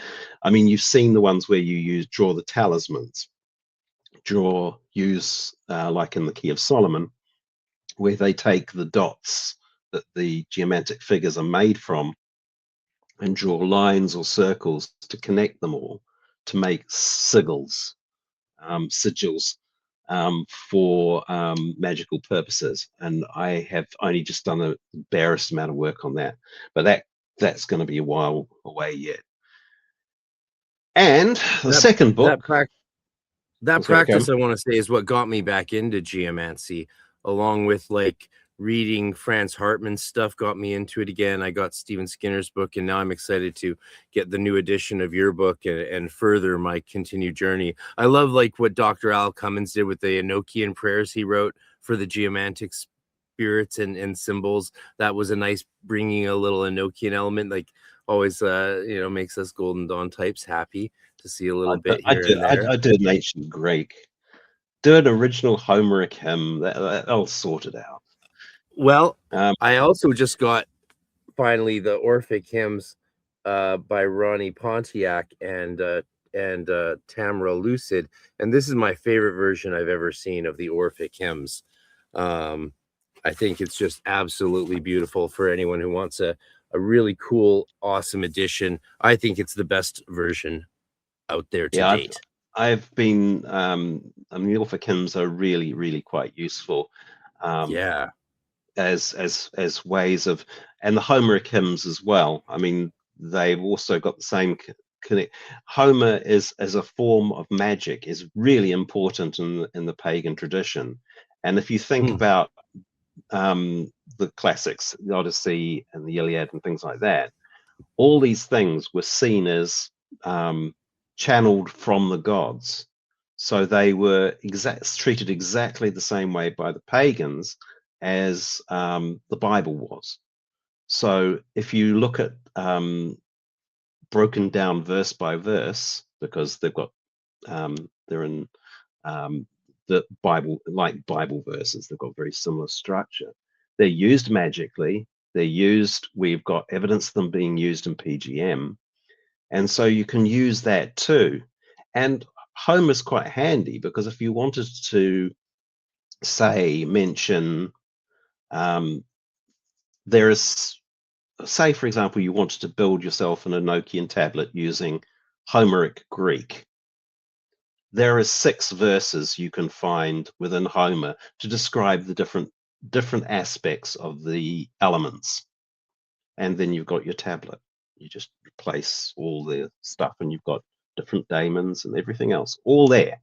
But it's an area to be mined. And I think this is one of the things that most people haven't got the time to, or haven't really thought about it yet. But you have to get sort of a bit obsessive before you start noticing these things. I think you just got Boda's attention with that comment. I didn't see that. I just like, because Boda took out the Enochian. Oh, Boda. Yeah, but Boda's Enochian is awful. I mean, yeah. So you talking about switching it out with Greek probably just perked up some Boda ears. But the thing is that it has to be done in a particular way, and all they did was shove some random letters. And it has to. You still got to follow a certain structure, otherwise it isn't working. The other book I've got coming up, which will be, it arrives tomorrow, hopefully, and I've got to proof it. But so I'll probably release it later, either later this week or next week, is a book that I wrote in, I was still in Bulgaria, so it's a really long time ago, about forming groups and magic groups. And it covers originally it covered how to set one up, why you set up a group, and it was fairly general for any type of esoteric group. But it covers all sorts of things, like how you make sure you don't end up as a cult, that sort of thing. But I added in a lot of things this time, a few chapters. It's still only a small book, but I got asked about it because it'd been out of print for so long, and someone said that it was quite handy for people who have problems when they have groups and they're trying to run groups from a practical point of view.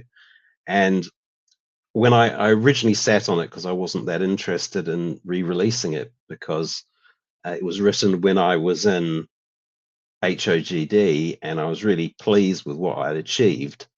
And I didn't think that all the problems that I'd written about could come back and get me. So there's a certain amount of invulnerability. And whenever I read it, I started and looked and thought, oh, you twat, how have you written that? Knowing what was coming in the future. So what I did is I went through it and updated it. And there's a lot of material there that was relevant and still is relevant. And I still think, although it's not very popular, I mean, it's different over the other side of the Pacific, but other side of the Atlantic, but occult groups are quite small in Europe and always will be. And I was, at the time I was writing it, trying to think of the ideas of setting up smaller groups which would work and would be more efficient and may have fewer problems that the bigger ones face.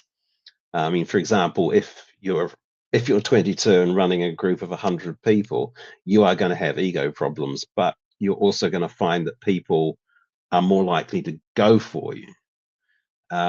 Whereas that was the problem. The yeah, older people were like, who is this guy? What right does he have? Yeah. Whereas if you're, even though you've got 10 people, it's less likely, and you're all friends. It's less likely to be problematic. So anyway, this book is designed to do that, and that's going to be. I've forgotten what do we call it in the end?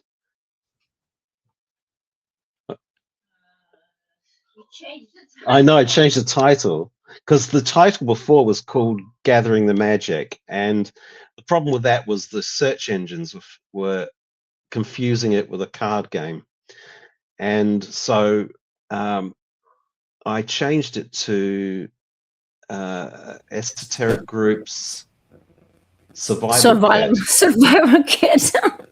Oh, the creation and survival. Creation and survival. So that is pretty close. Yeah, it's called this is the one that Magic the Gathering was the original one, and now this one's going to be called Magic Groups, Their Creation and Survival. And yeah, that one will be cheap because it's not very big. Whereas the Geomancy one is huge, and it's probably the last really big book. I swore I'd never do another big book after Hayden, but this one I think needed to come out again because I needed to get that sort of stuff out of me. It's very timely. Yeah, I can now concentrate on the Substack without having to worry about getting any more books out for a while. I'm on 20. Cool. I've done 24, so. I know people probably saw my intro and were like, "Wow, that's a lot of books," and it's like that's not even half of the ones, like, you know. And I wanted to actually, if I had had the time, it would have, like, the video design and editing. You complimented me and said you wish I had my skill at it on Facebook, and I got to tell you, like, I don't have skill on it. I'm just willing to burn 50 to 100 hours on a video. I don't think that's skill. I think a skilled person could do that better, faster. But, you know, when you don't have skill or money, you have time, and you can spend time just burning away. So if I'd had 20, 30, 40 more hours, I would have made a great video of are they plushies, the dolls you guys have used created the mock-ups. I mean, I know on Facebook you don't, it's all in text, so you don't know how much I'm sincere when I'm like, these are awesome. A lot of us think they're awesome. They're very cool. Who knows if we could ever get them made with a Kickstarter. We did check it out. You were being cheeky when you did it, and then but everyone was like, these are awesome. I would turn into one of those crazy old ladies who collects dolls if you make these. Yeah, one for each grade. Then we'd go to the God forms, and then so do the officers. Then we have to do the second order. Then you got to do the historical personages. I want my little Yates doll, my little Maud Gonne one, and I can have them go to a hotel and do peyote together, and you know, get X-rated. No, it's We're true. in the third hour. It's crazy time. I know, but they were nice. I mean, they look very nice. I would collect them. Yeah. It's Yeah. just So a you bit looked into it. expensive. Yeah, I know how producing. I worked in game design. Producing things at scale is it's not easy. It's not Yeah. easy, and the Golden Dawn community is not as big as some might think. Exactly. And you know, you're mentioning large groups. We had a big temple and order back in the day, but that was 25 years ago. Canada's occult groups are just as small, if not smaller than Europe, because Canada is so spread out, right? It's 15 hours of driving between each city for most of Canada. And we also have a tiny population. We have we've recently gone from 30 to 40 million, mind you, but that's not a population increase that's interested in the occult. And the population of Canada in general is just too small to have any subculture. Like, we don't really have goth scenes or punk scenes. Like, there's like 30, 40, 50 people in those scenes, but then you have a falling out with one person and you're out of the scene. And that's not really a subculture, eh? If you can get booted out by one disagreement, that's not a subculture, that's a clique. So Canada has cliques, not subcultures. We really do need more cities and people in Canada, though we did the people without the cities, and now we're in trouble, of course. So that's another issue. But yeah, Europe, yeah, groups are usually 10, 12 people, I'd say, if that.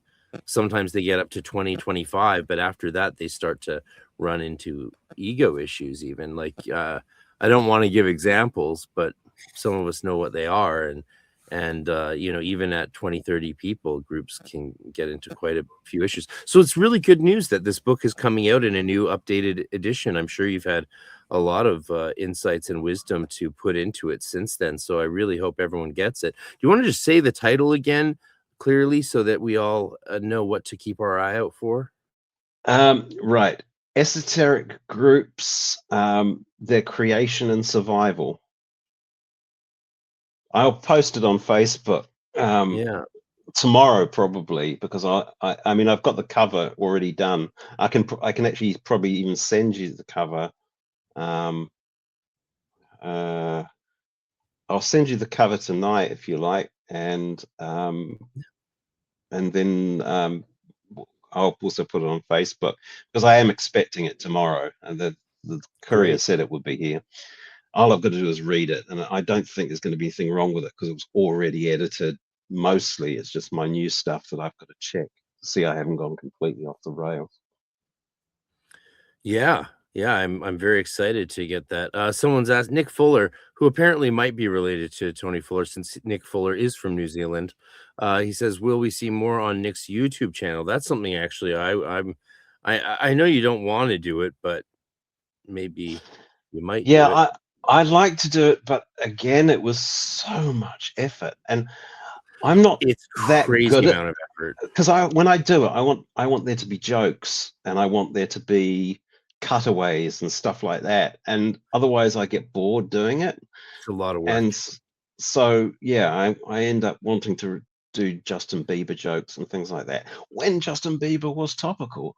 He isn't now. Nobody knows who he is. Oh, So, he is. No, he's actually getting a lot of shit for upstaging and doing a better performance at Coachella than some chick singer. I can't remember who. But you're getting old apparently when the you don't know fans, who the chick singer yeah, is. I know, right? Apparently the fans of this popular female pop star, who I have not heard of, are really upset because Justin Bieber did a better job, and they're like, he's just some lame white guy. How can he do better than a girl? And it's all the rage. So there you go. Bieber is still keeping Canada in the headlines. So he needs to be nuked from space then. I think Okay. I love your sense of humor, and I bet the two of you, if you did, you know, there's new tools. If you guys did do a YouTube again, because you have a YouTube. If you guys, there's tools now to make editing and video creation much easier. I could share with you the hacks I know. Things like the Descript app for editing video is saved me. As soon as I learned about Descript, it's just an editing app because you edit the video by editing the text. So this is a thing now. Before that, you have to crawl through the video, splice, edit, change. Now That's it's what I was doing. Yeah, delete the text and the video is automatically edited with Descript. That saved me. That cut out 20 hours of work a week for me and allowed me to do all these other things with my time. So there's a lot of tools there. Yeah, I still wouldn't. Someone says YouTube editing has gotten better. Yeah, the YouTube editor has improved, but I wouldn't rely on it over a tool designed for that, designed for purpose. So I'm happy to help if there's any way I could help you guys want to do. Things, you could just do 1 or 2 videos a month and maybe see how it goes. And I know I'm pushing hard for you to do it because again, I'd love to see you guys out here in the wild west of YouTube. That's this is the last days of YouTube as we know it. It's going to become corporatized, more controlled, more locked down. So if you're gonna have some fun on YouTube, honestly, I think now's the time to get out there because with the lawsuit that Zuckerberg, the Zuck lost, that lawsuit he lost, I think it was in Texas. It will probably terminate algorithms. It'll probably terminate algorithms, which means zero discoverability organically on any of these sites. So these are the final days of being able to find people and sort of have a bit of crazy fun on YouTube. And again, I'd love to see you do funny videos and making jokes about Justin Bieber. Oh yeah, I mean, if we can get the Substack also. I was planning to try a few dry runs on just a straight. I don't know if you've noticed that Launder Cat does his addresses, and they're typically long, very entertaining and funny. And I thought I might be able to do one of those too, and we could do videos where you're talking to video lecture sorts of things, but on a casual basis, to go along with the Substack. I put up my YouTube videos on the Substack and they got a lot of hits. They got more hits on the Substack than they did when I put them up on YouTube. I only had about 250 views for about a decade on those things. So it was a really, really long time before I got any mileage out of doing the things. And also the quality was awful. And I hadn't worked out, for example, here the sound is I've worked out a way around the sound problem, which I had in that one, and the other one was the video quality, which was also awful. And so I think because when I had compressed it, I compressed it far too much to make it fit, and it wasn't very good quality. But yeah, I'll probably think about that. But at the moment, writing 4 or 5 Substacks a week is enough, and Paola writing her one and editing all the Substacks is also quite big. And I think Substacks is familiar ground. Writing is familiar ground for me, and I know how to handle that. I think the biggest problem humanity is going to face, hopefully long after I'm dead, is that we'll lose the writers because there won't be any need. The logic is that they aren't needed. I mean, when you've got people saying, look, all I need to do is give a quick précis to ChatGPT and it will spit out something. And it's quite possible, but they're not even bothering editing them at the moment. And that journalists like me, and I've been being journalist for so long, are starting to see, there's no work there because news stories are being gathered in a different way and written in a particular way. And it doesn't mean that the AI is wrong. It just means that there has to be different ways for work and writing and decent language, because ultimately what that will mean is all the words will start looking the same. And all the articles which no longer show personality. They'll show a standard, structured writing style, which is going to be a bit sad. Yeah, but it's Anyway, going to make the good writers and the great. It's going to require that the good writers and great writers are going to shine out all the more. no, they're in the not. future. That's I the think problem. they are. No, I think they the are problem is because AI the can't great recreate great writing. Yeah, but the great writers aren't going to get hired at the moment. If you look at a publishing company, if you look at a publishing company, a big publishing company like Penguin, they have 4 or 5 top writers in their stable, huge, and the rest of the money is earned through back catalog. Anything else, new writers, they don't need them. They might bring on 1 or 2 a year, but and then that input or that style is going to be sucked into AI. Now, I'm a big fan of AI. I can see it has a lot of use, but also I can see it's got problems for the long-term future of things. Anyway, Absolutely. But the great writers won't shine in the mainstream publishers. The great writers will shine on Substack and independently, and they are. They'll shine on the gutters. They won't be fed. No one's going to feed good writers. That's what's happening now. So at the moment, I know. People aren't buying books. People aren't paying any sort of subscriptions. So the net result is these people are going to have to go away. Yeah, I mean, all the effort you put into these sorts of things, how much money you can get out of it. Yeah. Oh yeah, from the commercials and ads that you. Thank you to the audience for watching and putting up with the ads, but it does give me something. Not much. I think I get from ad revenue on YouTube. I think I get like $30-40 a month. So the super chats and memberships really help. Thank you, everyone. Get a membership, join my YouTube, all that stuff. If YouTube just started with just one video a month on YouTube, that would be fun, and it would feed to your Substack. It would be great. We don't want to gang up on YouTube here, but clearly there's an interest in your stuff, and there's so much. What I wanted to do is I wanted to have a my ideal would be to have a blog, a video interviewing thing, where the format isn't sort of just talking to people and where they promote their books, but where you actually get them and challenge the shit out of them. Where you have people who come on and they're used to saying this sort of thing, and you ask them tricky questions, really hard questions. I found Crateropia. Oh, that's fun, that book. Apparently, I had to get the hardcover of this one.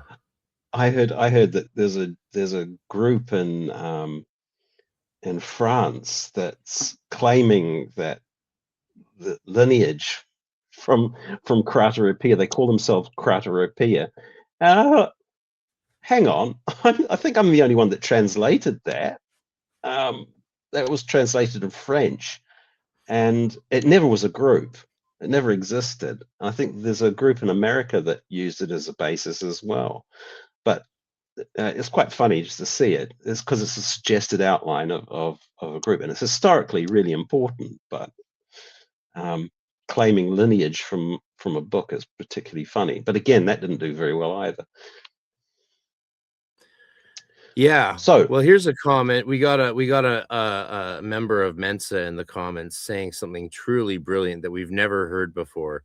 Petal Lawrence, spirituality is not something to make money from. It's for personal development, and it should be free. Yeah, it should be. But if the person who's giving you training or helping you to have personal development dies because they can't afford medicine, or gets too old and can't afford to feed themselves, whose spiritual development is at being advantaged from, is getting an advantage from that. I mean, saying, okay, I've had a lot of teachers in my life, and some of them, well, they were cunts, but they helped It me happens. develop. Now, I wouldn't want to see them, you know, for example, I used to go to these little weekend workshops. They weren't very expensive, but I got a lot out of them. And a lot of the stuff I teach comes from indirectly from me processing those workshops. Now, I don't think that should be for free. That had value to me. And spirituality, you can't make money from spirituality, but you can show someone how to find spirituality, how to learn a particular spiritual technique and process a book, write a book, whatever. Having people tell you you should do that for nothing, that sort of gets on my tits. I just love it when someone says that certain people don't deserve to make a living for their skills and well, time. I mean, it's like everyone deserves to make a living so they don't die on the street, except for you. Your time is worthless. Die. And that's what I hear when I see comments like this. Yeah, you can go do spirituality on your own for free, but if you want my time, I deserve to eat food too. And the other thing is these are often people who tithe 10% of their income.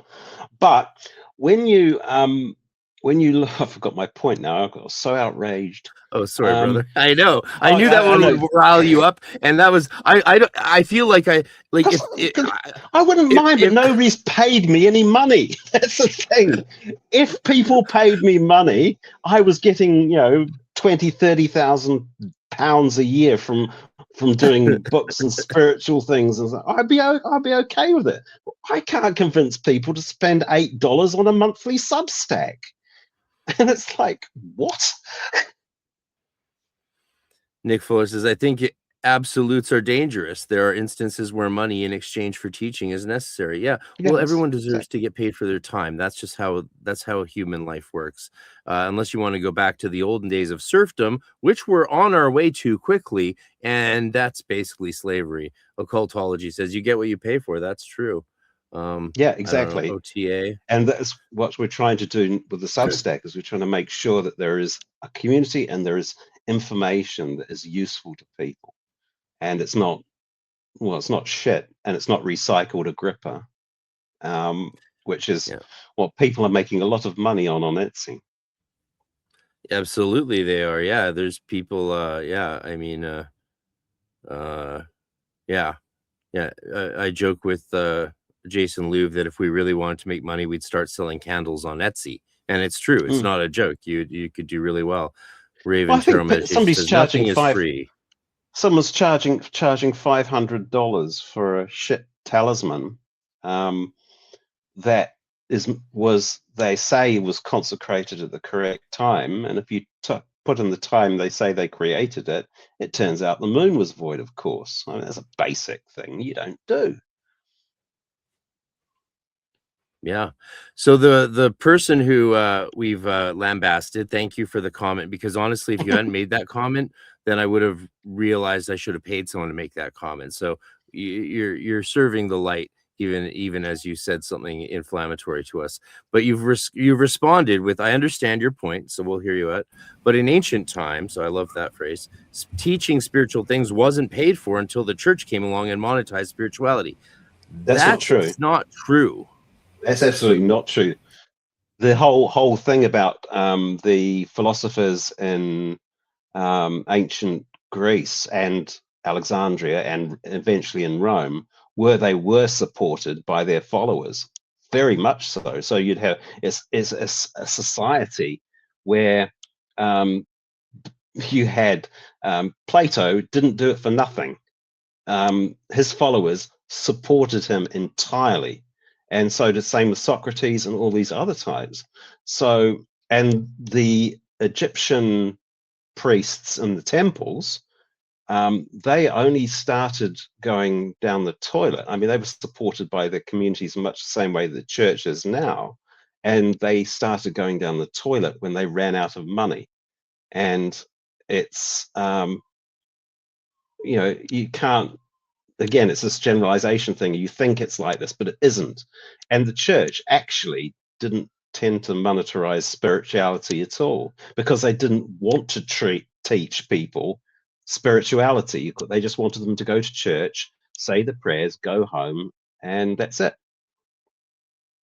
And the church, in fact, banned other people from making a living doing this. Up until the 20th century, magic was even not legalized until the 20th century at some point. And so it was only with the internet that spiritual teachers and practitioners in new religious movements have been facilitated and democratized through the web to be able to start actually surviving and focusing and bringing higher quality of work to students and putting on events and all kinds of stuff. So I'm going to let Petal Lawrence here make their final point, because they didn't make a final point. I value experience, and that the teacher should earn money. Okay, thank you. So we've maybe changed their mind. There should be an equal exchange. Agreed, but that's fair. But what I'm saying is that in the past, spirituality shouldn't be elitist. That's my point. Yeah, you're not going to get any argument here, I don't think, on that one for sure. Well said. I don't think spirituality has been elitist, but well, if I can just say something about this fact about paying, about courses and stuff like that, we are seeing this very bizarre phenomenon where we have expensive retailers of specific courses, where basically we have from few hundreds in a best case scenario to thousands, including initiations and including non-initiatory courses. So Nick, can you just mute your microphone, please? Sorry.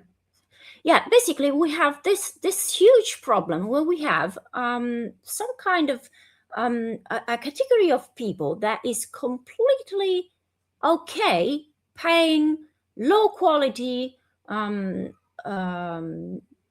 courses or superficial courses that maybe teach you something, but it's like, you know, once a week for 3 months or something, and you pay hundreds and thousands of euro, and they're okay. I mean, there is no balance in these things. First, because it's very difficult to evaluate the competence and quality of whatever is offered on a market.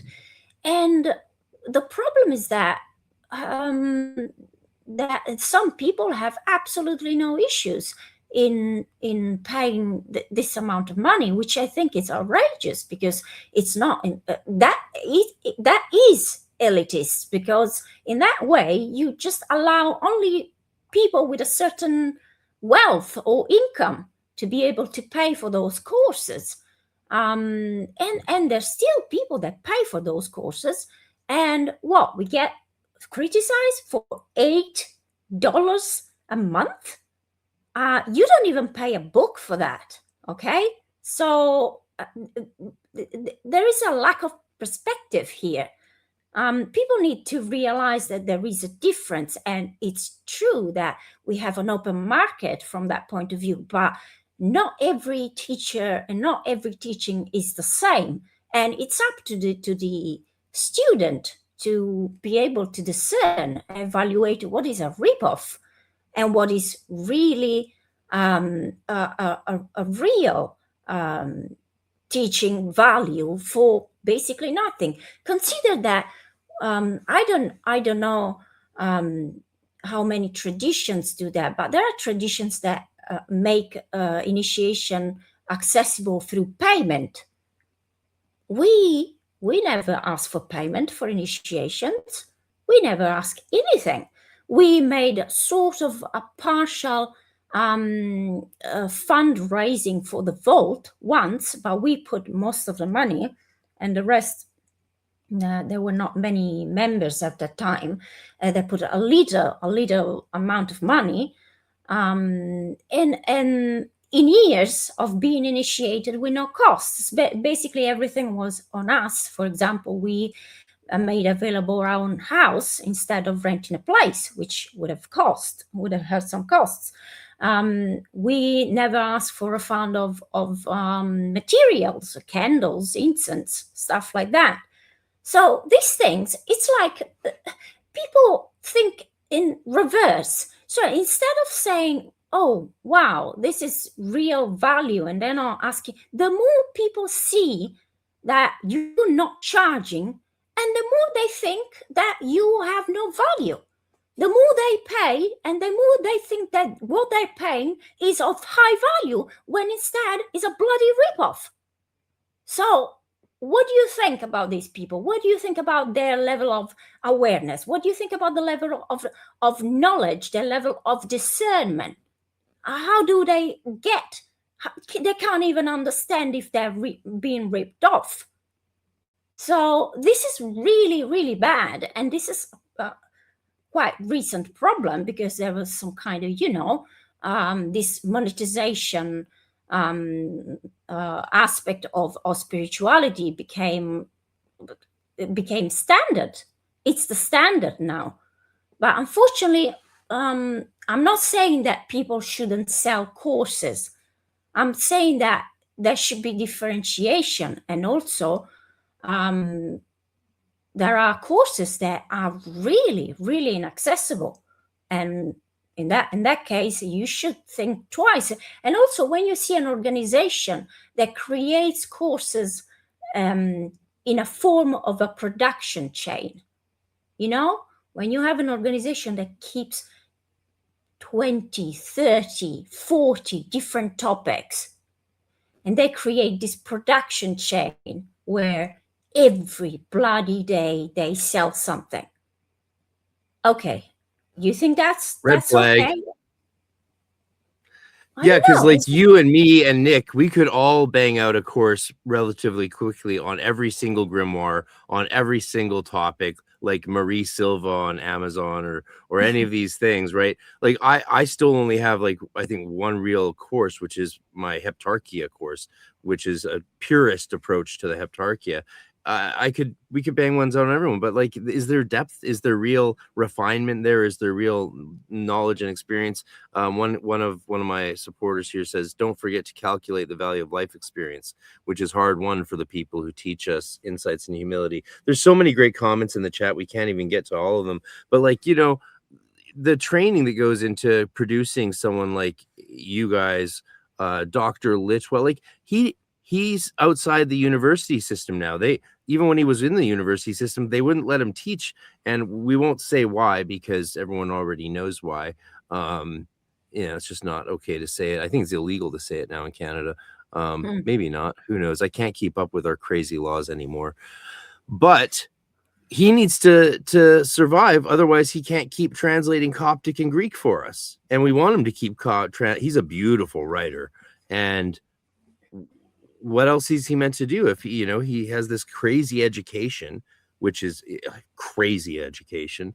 And like, even I'm still paying $800 a month of my student loans for the rest of my life, right? Like, so if you value what I learned from my experience in education, my master's of divinity and all the seminary thing and all the experience, then yeah, we gotta stay off the street and put a bit of food in our mouths. So I appreciate that the people understand that. I appreciate that the person who brought that up clarified their view, or was maybe transformed by our dialogue, and ends up saying, yeah, we should discuss this respectfully without arrogance. I mean, yeah, but we got to have fun at the same time. So just a little soupçon of arrogance, or humor, as we might call it, is fun.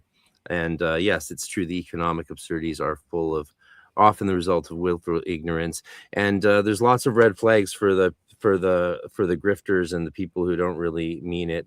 And yes, Canada is messed up, and a shout out to Michigan and American Canadians I don't know what that means, but there we go. We really lit up the comments here at the end with this fun. If I can, before we get to move to the final farewell segment, we can go as long as we want, of course.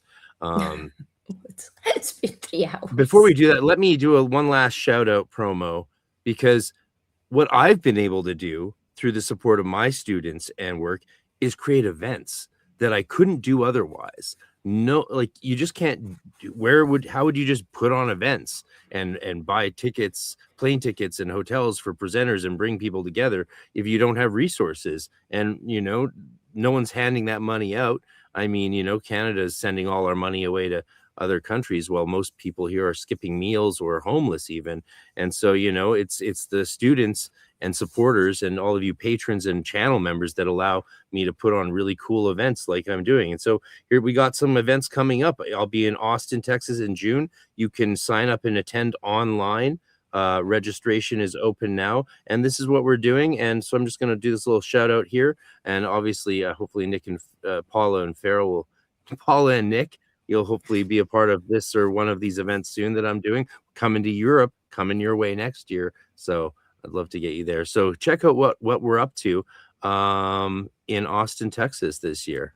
The Arcane Research Society returns to bring esoteric scholarship and practice in 2026 with 2 major events held in Austin, Texas. Register for an annual membership and attend online or in person all of our annual events, including June 13th, our spring workshop, and November 6th through 8th, EnokiaCon, our full esotericism conference. The ARS Spring Workshop features 3 workshops led by Jason Louv, Craig Williams, and Frater RC. Spend a whole day in downtown Austin, Texas, enjoying these hands-on deep dives with experts in their fields. Register today for all live events included with ARS annual membership, spring workshop, and EnokiaCon, which features too many amazing presenters to name. Sign up today at arcaneresearchsociety.com. There you go. Sign up today, support our work, and I appreciate. Yeah, we're over half. So, it was a slow build. The first year was rough. We had to do it only online because my sister passed. Last year we pulled it off in person, and Canadians didn't really show up to Canada, to Vancouver, but Americans showed up. So Americans really made last year in Vancouver a success. And thanks to Dr. Justin Sledge and Aaron Leach for coming.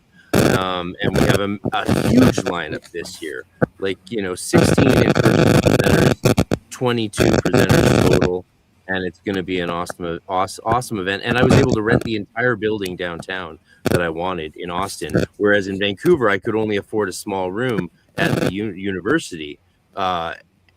So thank you to America for being cheaper and more affordable than Canada still for now. So yeah, well, it's possible. Let's have some fun, because World War III is on its way. Yep. Next stop, the apocalypse. Doot, doot, doot, doot. Everybody off in hell.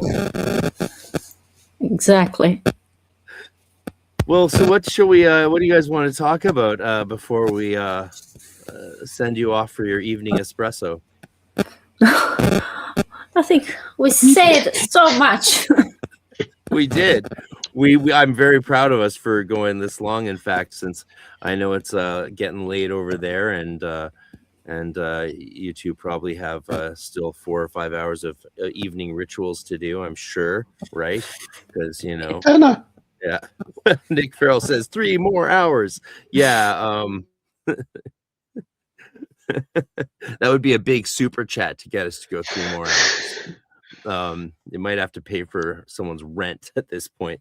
But yeah, any thoughts or last words, or I don't know, anything you want to talk about? Are there any questions?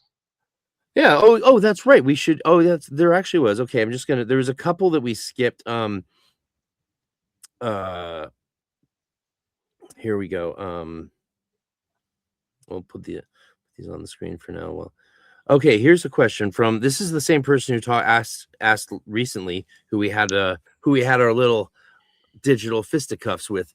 Petal Lawrence, thank you very much again for your participation, and you caused the most engaging aspect of this whole podcast with your comments, so we really appreciate that. And you didn't get all thin-skinned and huffy, as they say in the UK. Question: from which plane of the tree of life do the angels of the watchtower and those of the heptarchy come? That's an interesting question, because the watchtower and the heptarchy are very different, but I will not answer, even though this is definitely my wheelhouse, and throw it to my beautiful guests. Okay, the watchtowers, although they're supposed to be elemental, they're attributed to Malkuth. Because they've got a form, because you're visualizing a form, they're Yetziratic, so they're Yesodic. And most things to do with Enochian are sublunar. So I know that a lot of people would disagree with me because they're supposed to be super powerful and holy, but I think it's proper shit. And if you read what the Dee's diaries, you can see the sorts of things that his angels were messing around with, and these are not holier than thou angels. These are taking the piss out of you, stealing your underwear and hiding it in a priest's drawer. These are not high level angels, and my experience of them has been very physical. So I mean, one of the things that I noticed when I was playing around with them, and when I started out using Enochian, was we tended to get a lot of nosebleeds until we got used to the energy. Now, something that physical is not going to be higher than Tifereth or something like that. Heptarchy, we have them down as Malkuth. They're planetary reflections in Malkuth, but again, very low level angels, not particularly high. Perhaps lower astral. We tend to invoke them in Moa, which we're not supposed to, in the 110, but that's simply because they're high up to a 110, so that you can probably get away with it. Their job seems to be mostly material based. If you look at how degenerated them, they are again material. So I think that pretty much covers it. Angels of the Watchtowers. People are always shocked when I say that, because they read Crowley and they're thinking like, oh, the Aethers takes me to Tiferet or Kethereth with through Lil. And I always give them the traditional point of view, which is like, the Aethers sort of emanate out from Malkuth, and their sublunar spirits in the watchtowers. People are surprised to hear that, but that is what they are. That's where they are. It's why they're so dense. It's why they're so powerful. And you said something that blew my mind, but finish your thought. Go ahead. Well, the thing is, ether means air to the Elizabethans, and so you have air in levels. So the highest to the lowest. There was a belief in the Enochian system, whether or not people like it or not, that the lowest bit is the planet, the highest bit is the throne of God, and this is just a fire between the throne of God. It's a literal level between heaven and earth, and doesn't take into account the universe, doesn't take into account the solar system. It just takes into account the airs. Now, you could use them in a nice Gnostic way, but Dee didn't. Also, if you look, each one of those ethers is connected to a part of the world. So Tolpan, for example, was Australia. So you have an angel of Australia called Tolpan, and I hope I'm remembering it right. It's years since I've done this. But the idea is, when I did a invocation, I think it's to Tex. I can't remember. It was a very long time ago, and I was doing the scrying, and I saw a mountain range, lots and lots of mountains there. And there was an angel there. We spoke to him. It said that it was an angel that was going to be speeding up a process, a destructive process in this region. The people who were doing the experiment didn't tell me what the experiment was for. So I didn't know what TEX was, and I hadn't looked it up. And I didn't know what this area was that it was connected to. And it turned out that it was the Balkans. I was looking at, I now know, I was looking at the Balkans, and it was just before the First Balkan War. So the Czechoslovakia collapsed. And what this angel was doing was bringing about the collapse of Czechoslovakia. And it was an interesting experience, but again, earth-based. Very cool. You know, so you said something that just blew my mind. So from 98 to 1998 to about 2001, yeah, about then, I was constantly starting to get nosebleeds and sometimes even fainting. And I always chalk that up. I chalked that up years later to the onset of the celiac disease I have, and its degeneration as I approached adulthood. It started to kick in and get worse in my late teen, first at puberty, then throughout the teens and 20s, it got worse and worse till in my 30s I figured out what it was and why my body was just breaking down. But I always chalked up those nosebleeds but that was the time I was first starting to get to use Enochian. Yeah. And so because I was in Canada as well, every time I had those nosebleeds, especially when I fainted, my classmates in college or high school would rush me to the hospital, and it's Canada. So they'd give me a full CT, CAT scan, all these tests that would normally bankrupt someone. But of course they were all free, and they were like, no, nothing's wrong with you. And, they never go back to school, you lazy shit. Yeah, right. Well, yeah. Well, though, if you're fainting and covered in blood, they are worried. Well, actually, the thing is that the nosebleed thing is important. It's not just because it's Enochian.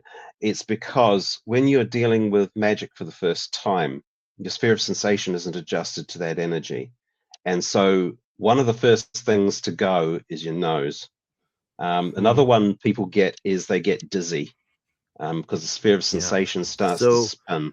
So I was getting nosebleeds and getting dizzy starting from practicus, then onward. And then by the time I had been in 5-6 for 2 years and completed all my tools, done all my base stuff, and then finally started serving as did my first term as Hierophant, all that stuff went away.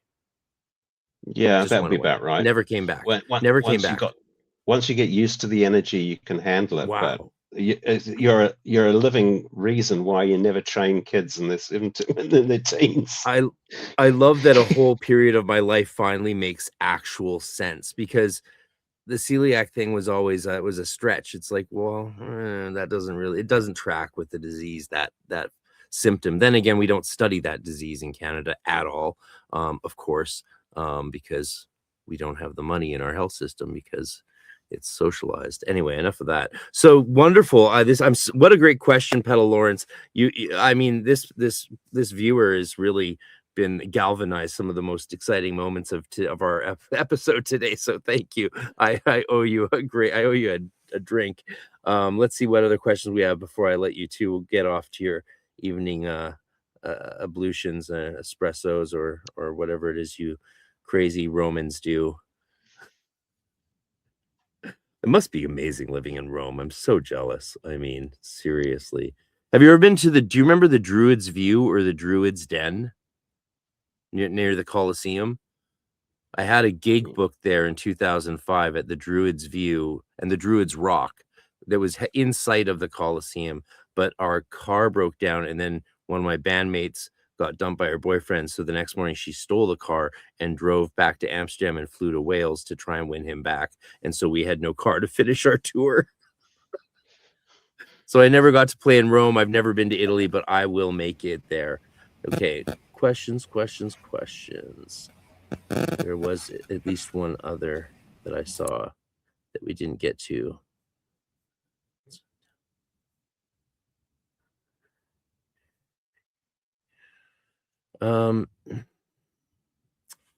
When I hear watchtowers, I always hear Jimi Hendrix in my hand. Well, In your it's 'cause hand? you're Yeah, you've got a very unusual anatomy. I'm sure Jimi Hendrix would be honored to know that he's inspired the use of your hand. No, we know what you mean, head. Yeah, that's because you're a groovy person. So yeah, a watchtower, all along the watchtower. From which plane of the tree of life is Jimi Hendrix from? Okay, I'm sorry, I thought it was a serious question, but I mean, if Jimi Hendrix existed in only one sphere, I mean, it would be Venus, wouldn't it? Or would it be? I don't know. Who knows? Well, he's dead, so he's. He's a shell of the dead. He's hanging around in Yesod. Oh God. Okay, I think we've got through it all. We've had it. Nick and Paola, especially Paola, because this is your first podcast. Welcome to the world. It's good to have you on the internet with us. You have a wonderful mind and spirit. Thank and your artwork has been a beautiful gift to my own practice the past 6 years since I started since I was back and able to get books again and stuff. Everyone here has been very grateful. Yeah, let's hear it in the chat for Nick and Paola for sharing so much of their time. 3 hours is not easy. And we've gone we're well over that now. Someone just says Cliff Oth, of course, because why not? Yeah. My presentation in Austin is actually on Cliff Oth theurgy. I'm not one for the dark side of these things usually, but neither am I incapable. You know, I haven't ignored it either. And I do have a little gift to give from my own life and experiences and insight when it comes to that one topic. But in generally, I don't really go into that darker stuff. But I'm going to do this workshop one last time in my life, and it'll be recorded so everyone can enjoy it here on after. And thank you. Yeah, people are saying thank you and looking forward to the YouTube channel. It would be cool if you guys did a video a month, but again, you do whatever you want to do. Do whatever you want to do, and especially the crochet toys. The crochet toys would be so cool. Oh, we gotta make it happen. I know we can make it happen. You know, where there's a will, there's a way, and there's a lot of will behind this. There one, must be for some reason middle-aged men are all of a sudden excited to buy dolls. Yes, we have to. Yeah. All right, we have to. Okay. My friends, it's been an honor. Love and light and extension. Thank you to these amazing adepts and friends. We guys owe you a great debt of thanks for your nonstop, indefatigable work in sharing your own path and journey in life and lessons with us all. And as Invisible Scientist says, thank you for your time. It's the most precious commodity in the universe. That is a fact. There's nothing we could say better than that. So thank you, everyone. And a bunch more viewers just dove in, but they'll have to wind it back and start from the beginning. And I'm sure we'll do a part 2 of this at some point. Go get the new complete geomancy book. Get the new book on how not to turn your order and temple into a cult. I forget the title already, but it'll be posted. I'll share it. We'll all share it. And sign up for the Substack. Sign up for the Substack, or you're a nerd. No, sign up for it, because otherwise, within a year or two from now, the whole occult community is going to be aware of a whole bunch of stuff you're just not even. You'll have missed out on a huge number of things. Hit that FOMO button. Or drown in ignorance. Drown in ignorance. Paola, you want to send us off with a little something fun in Italian, a little fun Italian farewell? Ciao ragazzi. Ciao. Baci. Ciao. Ciao. Ciao. Welcome to Magic Without Fears, the Hermetic podcast with Frater RC. My truly honored guests today are Paola and Nick Farrell. Nick is the author of many popular works in the Golden Dawn tradition and modern occultism, and now they have been writing the Lord Manticore Occult Training blog, which, if you're not following its monthly articles, you're falling behind. Stay tuned for Complete Geomancy by Nick, his newest release. Holy art thou, Lord of the universe. Holy art thou whom nature hath not formed. Holy art thou, the vast and the mighty one, Lord of the light and of the darkness.